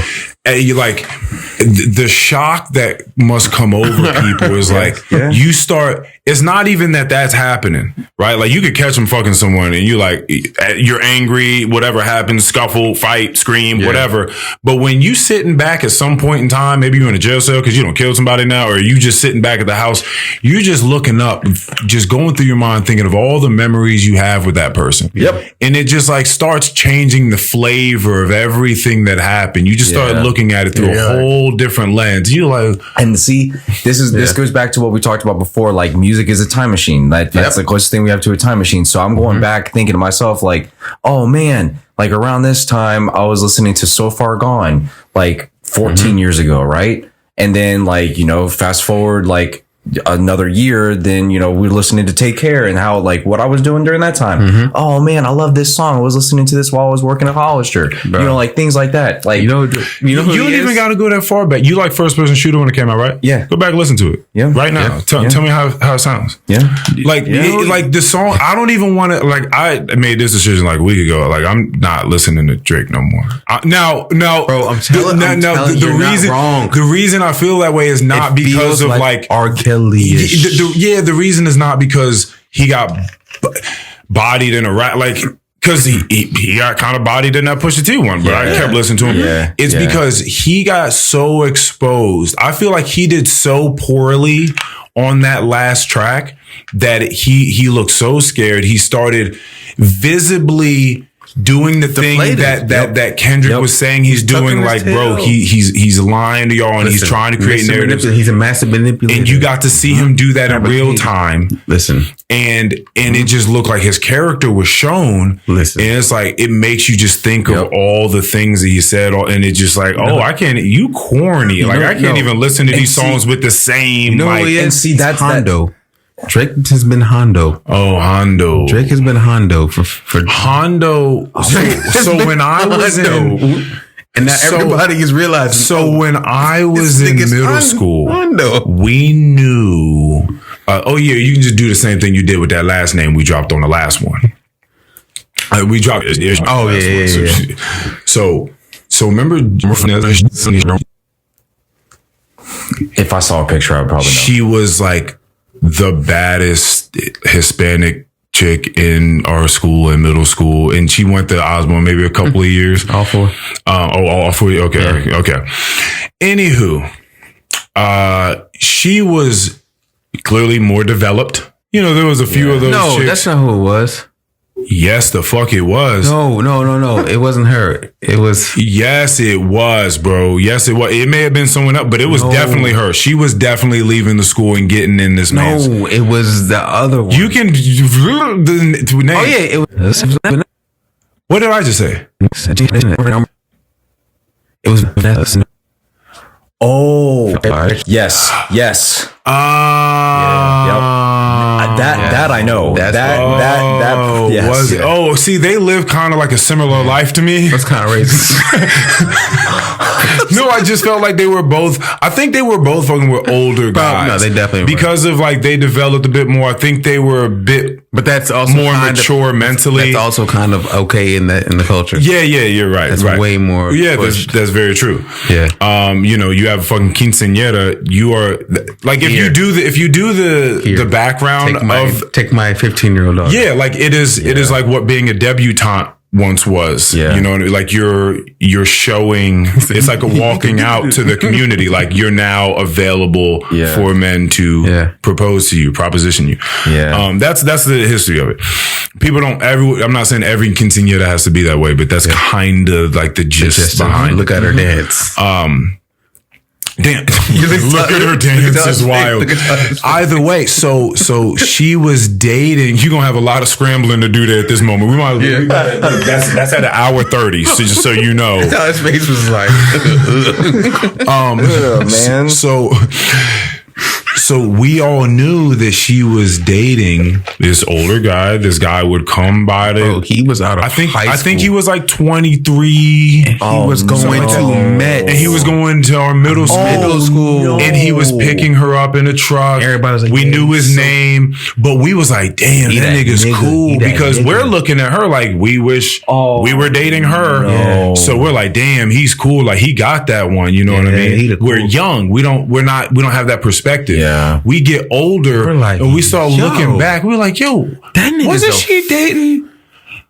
Oh fuck! Like it, fucking weirdo. It pops into your mind once you get older, like what was taking place That's when you were younger. Now, Yeah. I used to think about like Drake is Hondo. Oh man.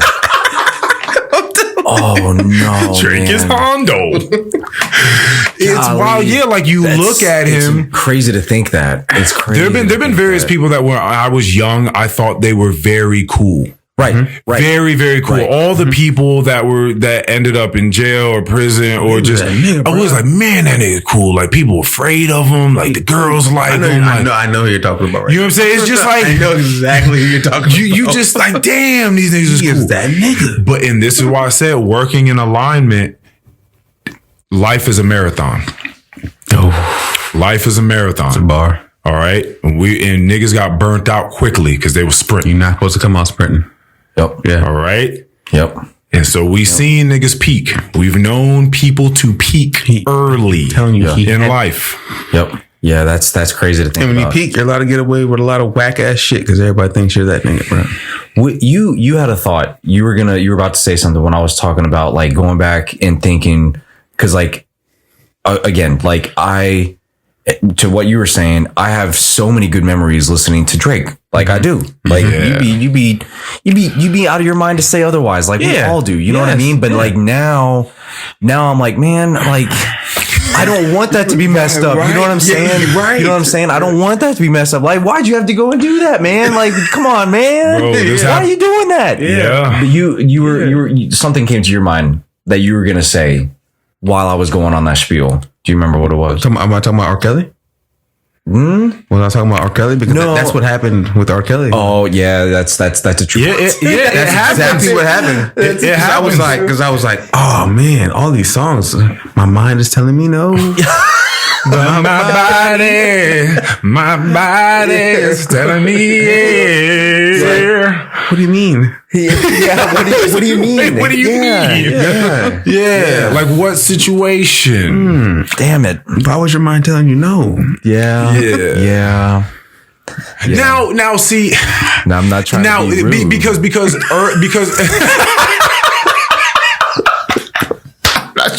I'm not trying to be rude.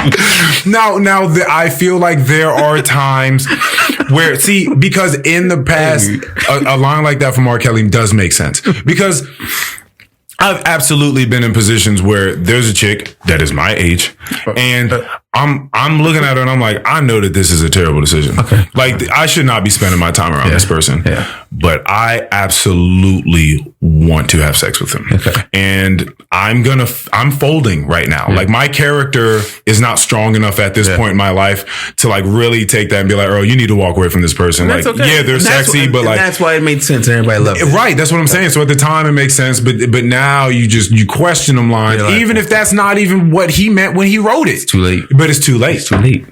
If you're reading this, bro, when you listen to the Drake lines on Jaded, I know it's about Georgia Smith. I know it's about her, and supposedly she was of age at the time. He had a Georgia Smith interlude.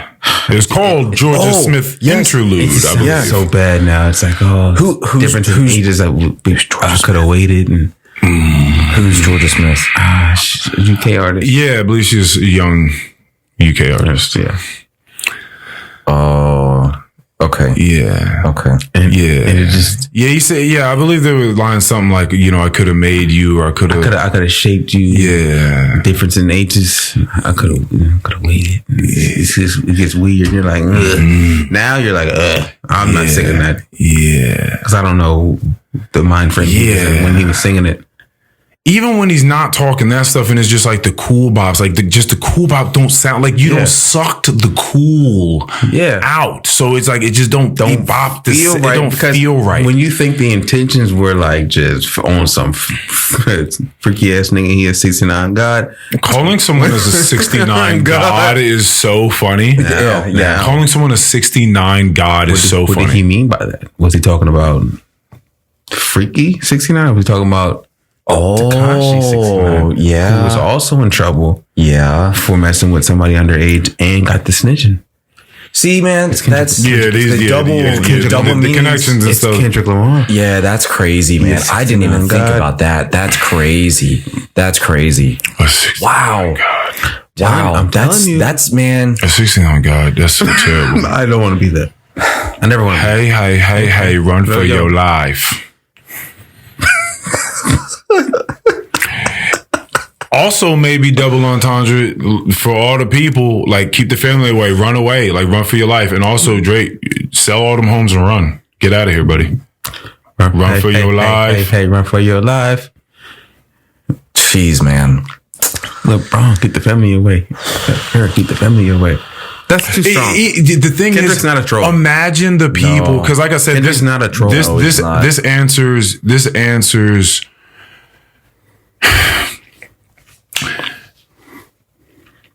Imagine having people's numbers in your phone, like you've talked to for years, and this song comes out. Imagine the amount of people in your real life that are turning your back on you because they just don't know, and they don't want to take that chance. They're just like, yo, you hear that Kendrick song? Just like, yo, you better not, don't pick up that phone. Yo, someone being like, yo, Drake's calling right now. Drake calling someone's phone, you'd be like, yo, hang that. Do not answer that shit, bro. Do not answer that shit, bro. Or the opposite. Imagine the people close to Drake who now they see a shooting happening in his house and like, yo, what the fuck's going on? And they're like, I need to go find Drake. And so like Drake's cut everybody off. So now they're yo, I'm going to his house today. I need to talk to like, what is going on, Drake? And that's what happened the very next day. Somebody showed up demanding like, I have to talk to Drake. And they got into a fight with the security outside of his house. And they took him into custody under the Mental Health Act. That was the day after the shooting. And then somebody else went the next day like, yo, I need to talk to Drake. What's going on with Drake? Something is weird is happening. Yeah, and something weird is happening with Dennis too, because I don't know. You saw that video with Dennis. Like there was just you didn't see it. Some video footage. Oh yeah, pull that up for him. Gotta show him. Yeah, it's just some video footage of Dennis. It's like when you go to Drake's mansion, but you get Dennis instead. His dad, he's old. Like he's old. Yeah, he's definitely old. You hear that internet connection? Yeah. In 2019, you think you're going to Drake's party, but get Dennis instead.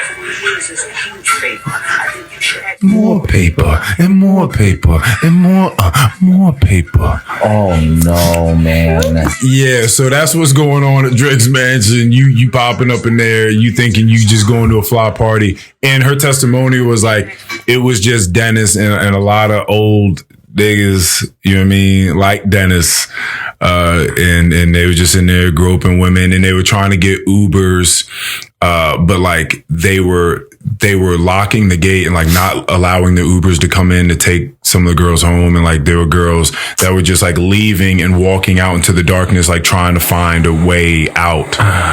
Man, I had no idea. Like I didn't know any of that stuff was happening. That's crazy. Yeah. And that kind of lets you know that there's an atmosphere. You said the industry, there's some weird stuff. Yeah, I think that's the thing. I think it's an atmosphere. Like it's just like we have so much money. Like people coming in and out. There's drugs, there's drinks, there's women. And I think it's very easy to just get lost. In all of that.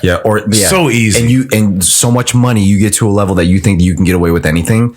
You know what I mean? Like, oh, I'll get this wiped, no problem. People still vibe with me, like, you know, it's all good. But then, like, there's an awakening going on, like, for sure, sure. If this thing loads, this is the weird one with the posting up at the house, the high school. Pull that away from this a little bit because there's like a static thing. You said people posted up at whose house? At Drake's. Obviously, I wanted Drake to win. But here, pull it up a little close to the microphone, actually. Growing up in high school, 16, 17. Oh. Was it buffering? Yeah. Probably. Yeah. We got to wait. Is you on the Wi-Fi? I'm not on the Wi-Fi. But you've been on it before, so it should like auto connect, right? I don't know. How about? I don't know. You know the password by heart? Paper. And more paper. What's the name? Oh, let me see it. Is it a long ass name? And more paper. And more paper. More paper. You should ask for more paper. And more paper.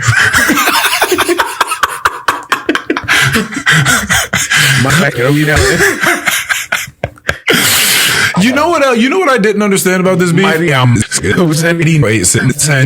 Is like Drake, one of Drake's sort of reversals was like, we fed him the information that I had a fake daughter. I was trying to figure out like where the bite was. Yeah, does he have a daughter?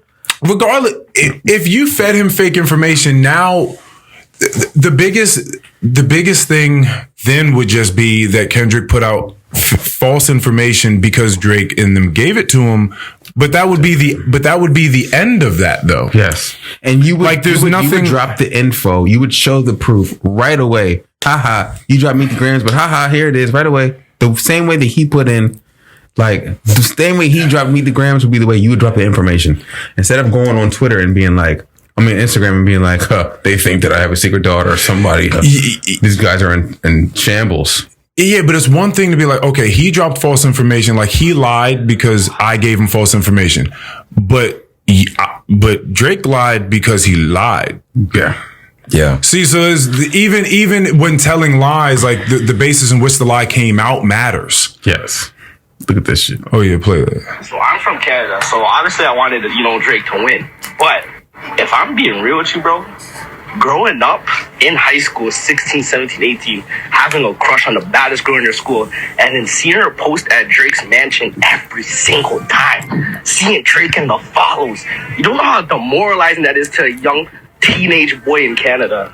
So if I'm gonna be real, I've been waiting for this guy to downfall for a minute. I'm gonna still bump his music because that shit goes crazy, but this is for the younger generation. They don't have to deal with that bullshit no more. Now notice, he's not attacking him for being weird. Right, because he's young and he has the same mindset that we were talking about with Hondo. Yes.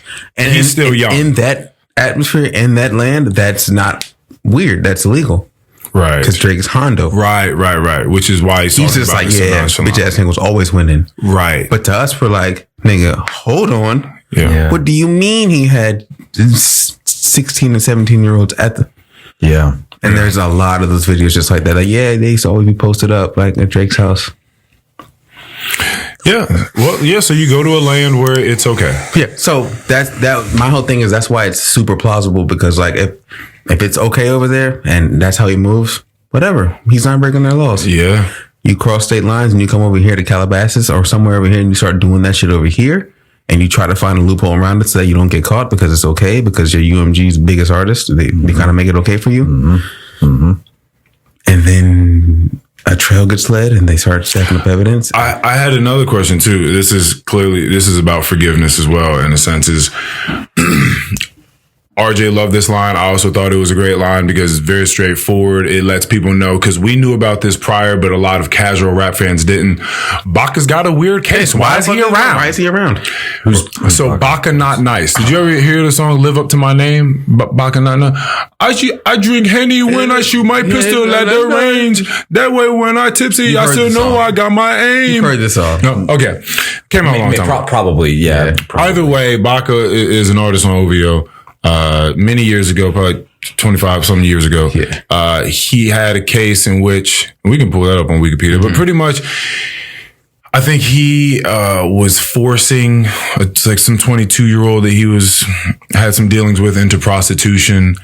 He also sex trafficking. That's what he did time for. Yeah, that's what he did time for. Sex trafficking. It's just that it's just that the name, though. I want to be specific because people assume that means you're a part of this huge ring and you're like just moving. Was it called traffic? People. Movie. Yeah, where you just got like people. Like 50 people in these huge bins that you're sending over ships. That's not what he did. This is what I was trying to tell RJ, because like this is the Diddy thing. He's being investigated or whatever for sex trafficking, because if we go out to a bar and we meet these women and we talk to them, we get their information, but we have to fly out the next day, but we want to holler at them, 2 weeks from now, and we fly them out and we have our fun and whatever. And we have them have fun with some other people, but we make sure to financially, compensate them for that. That's sex trafficking. Yeah. You brought them across state lines and you paid them for that's sex trafficking. Yeah, that's Yeah.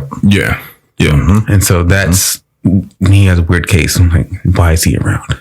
Yeah. Like if somebody, 17-year-old sends someone a picture naked, right? Mm-hmm. Child pornography is on your phone. But if you just see child pornography, you just assume the worst. You're just like, 8 years old. Yeah, like you was kidnapping people, had them in the basement, creating videos. Like that's where people's minds go. Mm-hmm. So I just want to say that's not what he wasn't doing all the extra shit, but he clearly did some shit he wasn't supposed to be doing. Went to jail for 23 years or something like that. And then 23? It was something like that. In Live Up to My Name, he said something like, I've been inside since all he has. It's in the lyrics. He lets you know like how long he's been in jail. Like I thought he did like 5, 6. That's crazy. Been inside for 13 years now. That's what he said. Been inside for 13 years now. Girl, I'm trying to fuck it. Yeah. That's what he was saying. And we know that like that's the thing about the culture. The whole culture conversation is, we wouldn't have nobody like that around us. So this is the question I have is, if someone does a crime and they go to prison and they do all their time and they come out, just to play devil's advocate on why is he around, when can you forgive the crime? When can you forgive the crime? Like he did his time. Isn't that what prison's about? Like once the person does the time for the crime, like we're done, like we've absolved them of it. But it turns out in this case, it's just weird because he did the time. Drake signed him. He's like, maybe Drake's thinking he did his time. He did. Maybe he's thinking he did his time. He has paid his dues. Drake was rapping about him, waiting for him to come out for a while. Yeah, really. Yeah. So this guy's out now. He's out now. Mm-hmm. So what forgive me, take a step back. What is Kendrick saying about him? He's just saying he's got a weird case. Okay. Oh, okay. Why is he? And then he followed that up with certified lover boy, certified pedophile. So that came right after Baka's got a weird case. Why is he around? Well, I might have to remove this, but imagine if like you got here and it was like me, Earl, and like Ray Burton. Oh, bro, yeah. You'd be like, yo, you got a weird case. Why is he? Why is he around? Yeah, you would. Yeah. Oh boy. Yeah. That's a great example. That's a great example. You would just be like, that's a great example. You'd be like, how did you? Like, why did, like, you could have made a lot of connections. Why Earl. is he around? Yeah. Like, you're who you are. Like, Earl, you can make a lot of friends. Yeah. You have a lot of friends. You can talk to a lot of people. What instance made it so you're hanging with him? Like, why him? Why is he around? Yeah. That's a great point. What was that at? That was 148, 149. So you notice. So between 130 and 149, you got some reversals. Oh my gosh. Yeah. I don't know if I told you, bro. Because it's a weird situation, like when you know that there's like a neighborhood sort of sex offender, right? That like you went to school with. Because I know a lot of people would say that they would do something if they saw him and do something else if you saw someone. Like if it's just you and another person and you see him and they haven't seen you since high school, but you know that they've had some weird cases since you've seen them. Right? And you know, I don't know if I've ever told myself like what I would do in that situation. I'm probably just like, I'd have to see like when it happens. Nigga, I'm walking through Giant one day. And I'm walking, I don't know what I'm going there to pick up, but I know exactly what aisle I need to go in to get it. And I start walking and I'm about to turn into the aisle and he works there. And I see him in the middle of the aisle and he turns in, immediately recognizes me. Like it's not even a second he recognizes me. And he's like, the case. And he's just, right. And I immediately recognize that he's the man with the weird case. You're like, and this all happens in the span of 0.8 seconds. Like it's no time at all. I look, I see him, he sees me. He's like, yo, what's up? I'm like, yeah. And just keep walking straight. I'm like, I was about to turn into I was about to turn into the aisle and I was just like, yeah. And I just like kept walking. Keep in mind, you're like, nope. Keep in mind, I haven't seen him because you knew for like years. You were going to have to dab him up and you were like, and I was like, I'm not putting myself in that situation because I know that I'm not going meet with right. Because I'm not going to walk up to him because I'm also not going to walk up to him and just be like, nah, like stay away from me. Like that's it's not going to happen. Fake the phone. Exactly. So I was just like, I turned the lip up and I didn't even look at him when I did it. It just and I was just like, I guess I can't get what I came here to get at Giant today because I know. Wait, what do you mean? I just couldn't get it. Like I just had to leave. The Giant. I couldn't. I had to go to a different store. Like it was like I can't. He's in the aisle restocking the thing that I need. He's literally in the aisle restocking. I thought you had dried up. You were about to pay for him, and he was checking them out. No. I'm in the walking in the aisle. He's restocking the shit. I'm like, he literally has the thing that I need in his hand. Like I can't even go that way. Yep. So I guess go to a different Giant from now on. Yeah, I'm out. You were like, just kept walking. It was just like, you know, and so that's what happens. You know, it's crazy. You start to get that public ostracization, and on a large level. That's what I'm saying. Like on a local level, you a local nigga, you can move. Yeah. People can now. It's weird in this day and age because people can always look you up now with all this internet. So like they can look you up, but you can kind of move. You can kind of. If he moves on the West Coast, he'll be away. He'll be away from it for the most part. Yeah, he'll be away unless people start doing stuff because we've also talked about these internet like these groups that like women have that are just like watch out for him, and they're sharing all this information about dudes. They'll post around the neighborhood. That nasty nigga lives right there. Right. This is his picture. He's nasty. So the thing is, if you're Drake, you can't, there's nowhere you can really, you have to go, Canada ain't it. You need to go somewhere where they don't got music. Yeah. The music they got are just the drums and shit they create themselves. Yeah. Like they don't, like the only musicians they know of live in the village. Selling his houses in America and leaving, that's major. That's major to me. Because my antennas are going crazy because it's like, oh, the entire American media is like the realtor put this information out on TikTok. They're crushing you. Like they're getting you out of here, and you yourself, you're getting out of here. Mm-hmm. What the fuck happened? I think at some point in time you have to know when to pull the chips in. Like you're done. Also, you got to know when to get out and just say, you know what, when to hold them. Like I don't have to be in the limelight. Know when to walk away. Listen to this. Kendrick beef. Kendrick and Drake beef reaches Congress. What? A congressman says, I'm going to back the American. I don't know what that's about. That's on. All I know is that he's out of here. Yeah. He has enough money. If I might even drop music under a different name. You know what I mean? Just like, you don't even got to do this no more. You don't got to do none of this no more. Bro, like, when it comes to the... You don't have to make the loss worse. Like, just go live a different life. At first, I thought that it was a collective, okay, we didn't like him for the longest time. Now's our chance. Like, fuck him. Let's all just band together and say fuck him. But I think, honestly, like, when an artist makes that decision to go after Drake, the artists that did do it, these are big, well-established artists with huge fan bases. They know that would fuck the money up, right? Yeah. So I don't think that they would make that move without knowing in the back end, hey, nah, you're good. We're going to make sure you're not going to lose this. So all those artists, I'm pretty sure that they were well assured, hey, nah, fuck that. Like, we don't worry about it. We're going to push this shit. You're not going to lose this one. And that's why so many different artists were like, bet, fuck it, take them out.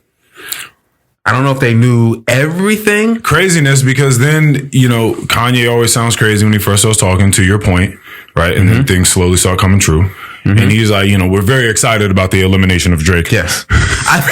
He's on interviews. We're very excited about the elimination of Drake. I've always said, fuck this nigga. I can't wait for us to get him out of here. I hate all that little slick shit he do. Fuck him. Fuck him. All of that stuff. I firmly believe that this was a conversation and shit that started way up high and was like, yeah, we're gonna get him the fuck out of here.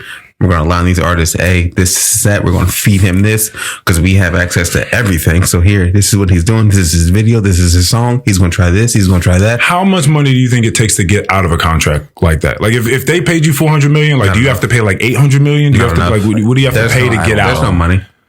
There's no money to get out of that. See, that's what I'm saying. Make them more rich.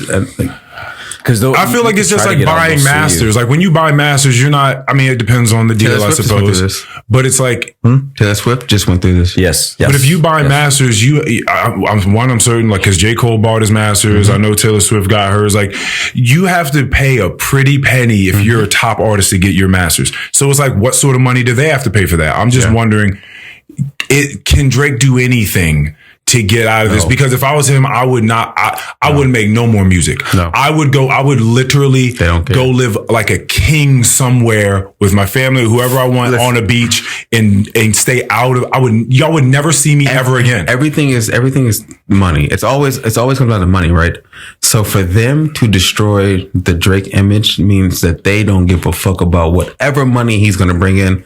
They don't give a fuck about that shit. Because whatever he was going to destroy on their end, you know what I mean? Like whatever it is, it's an investment. This Drake tearing down is an investment. Like, we're about to save more money by destroying this motherfucker than if we weren't. That's what that says to me. So, is there a chance that they're going to do this with other artists that have like a shady past, shady lifestyle? We don't know. Possible. Like is this may be a message? You know, maybe a message, and it may be a domino effect. It sounds so crazy, but it may be a domino effect from a bigger case from back. Because remember, they said that there are people involved in some nasty shit, and it's just dominoes falling and names being named and cases being built. Yeah, and this is what we're seeing now. It's like, oh, all these nasty ass niggas were involved in the same shit. And in each case, it's going to take time to build a case on a super celebrity. This is what we're seeing. Yeah. That's funny. Yeah, I mean, it's a very, very strong thing to say. The embassy's going to be raided too. It's only a matter of time. Talking about Kendrick. Kendrick's not going to just troll. Yeah, he's saying, like, that's a wild thing. It's going to be rated too. It's only a matter of time. Yeah, and Kendrick wouldn't dedicate multiple songs on making the public believe. Over some scary ass piano keys. Yeah. Keep the family away. He's Yeah, this has been such a moment. What a time to be alive. No pun intended. It's just been. There's too many celebrities involved. There's too many artists involved. Too many media corporations involved. Too much there's too much money behind this to make me think it's just. Let's just make fun of him. What a moment. And it's just awoken so much. You got fucking The Game dissing Rick Ross now. Get out of here. Shaq is dissing Shannon Sharp.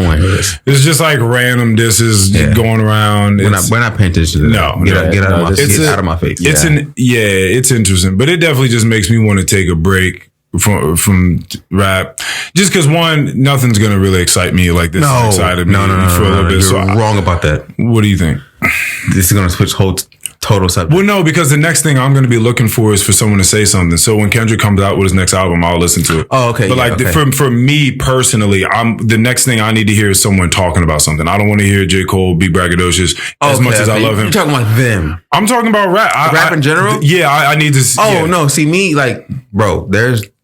There can be music made that's still good that doesn't have nothing to do with that shit. Yeah. But Gunna's album.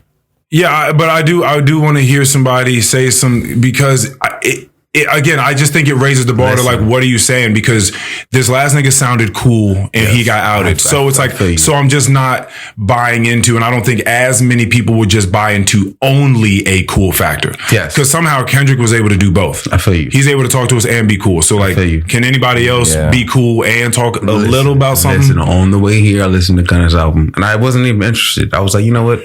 Let me just listen to something that's on the way here that I haven't heard yet.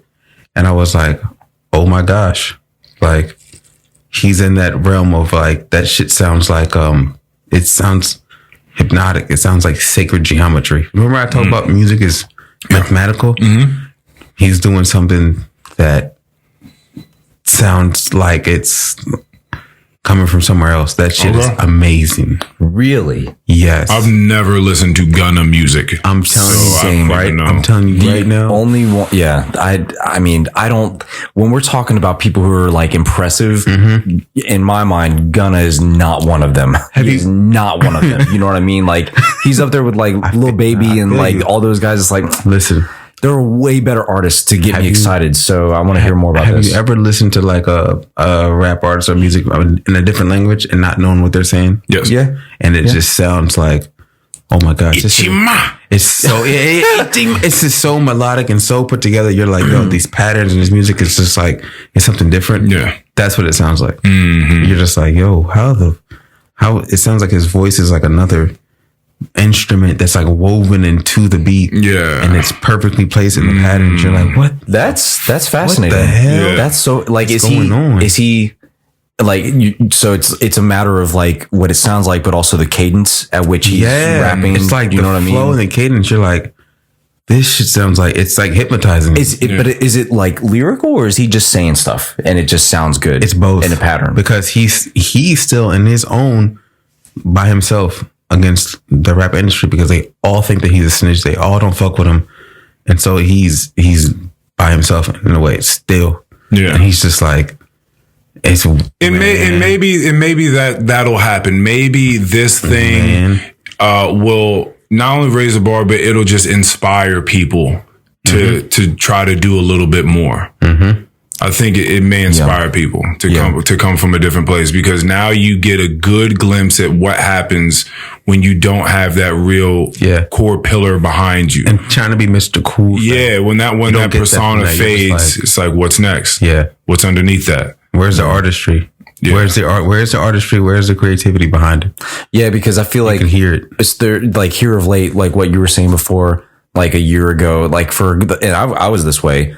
thinking of hip hop nowadays is like not impressive. Like it's not. I'm listening to older stuff. On a commercial level. On a commercial level, it's like that. I'm listening to older stuff that's going to get me excited. Like there's nothing that's impressive. There's no artistry like related to any of this stuff. You know, there's nothing new. I'm telling you, nothing new. You know, even with Travis Scott. Travis Scott came out and like was doing. I love Travis Scott. So was doing like really cool stuff, cool sound.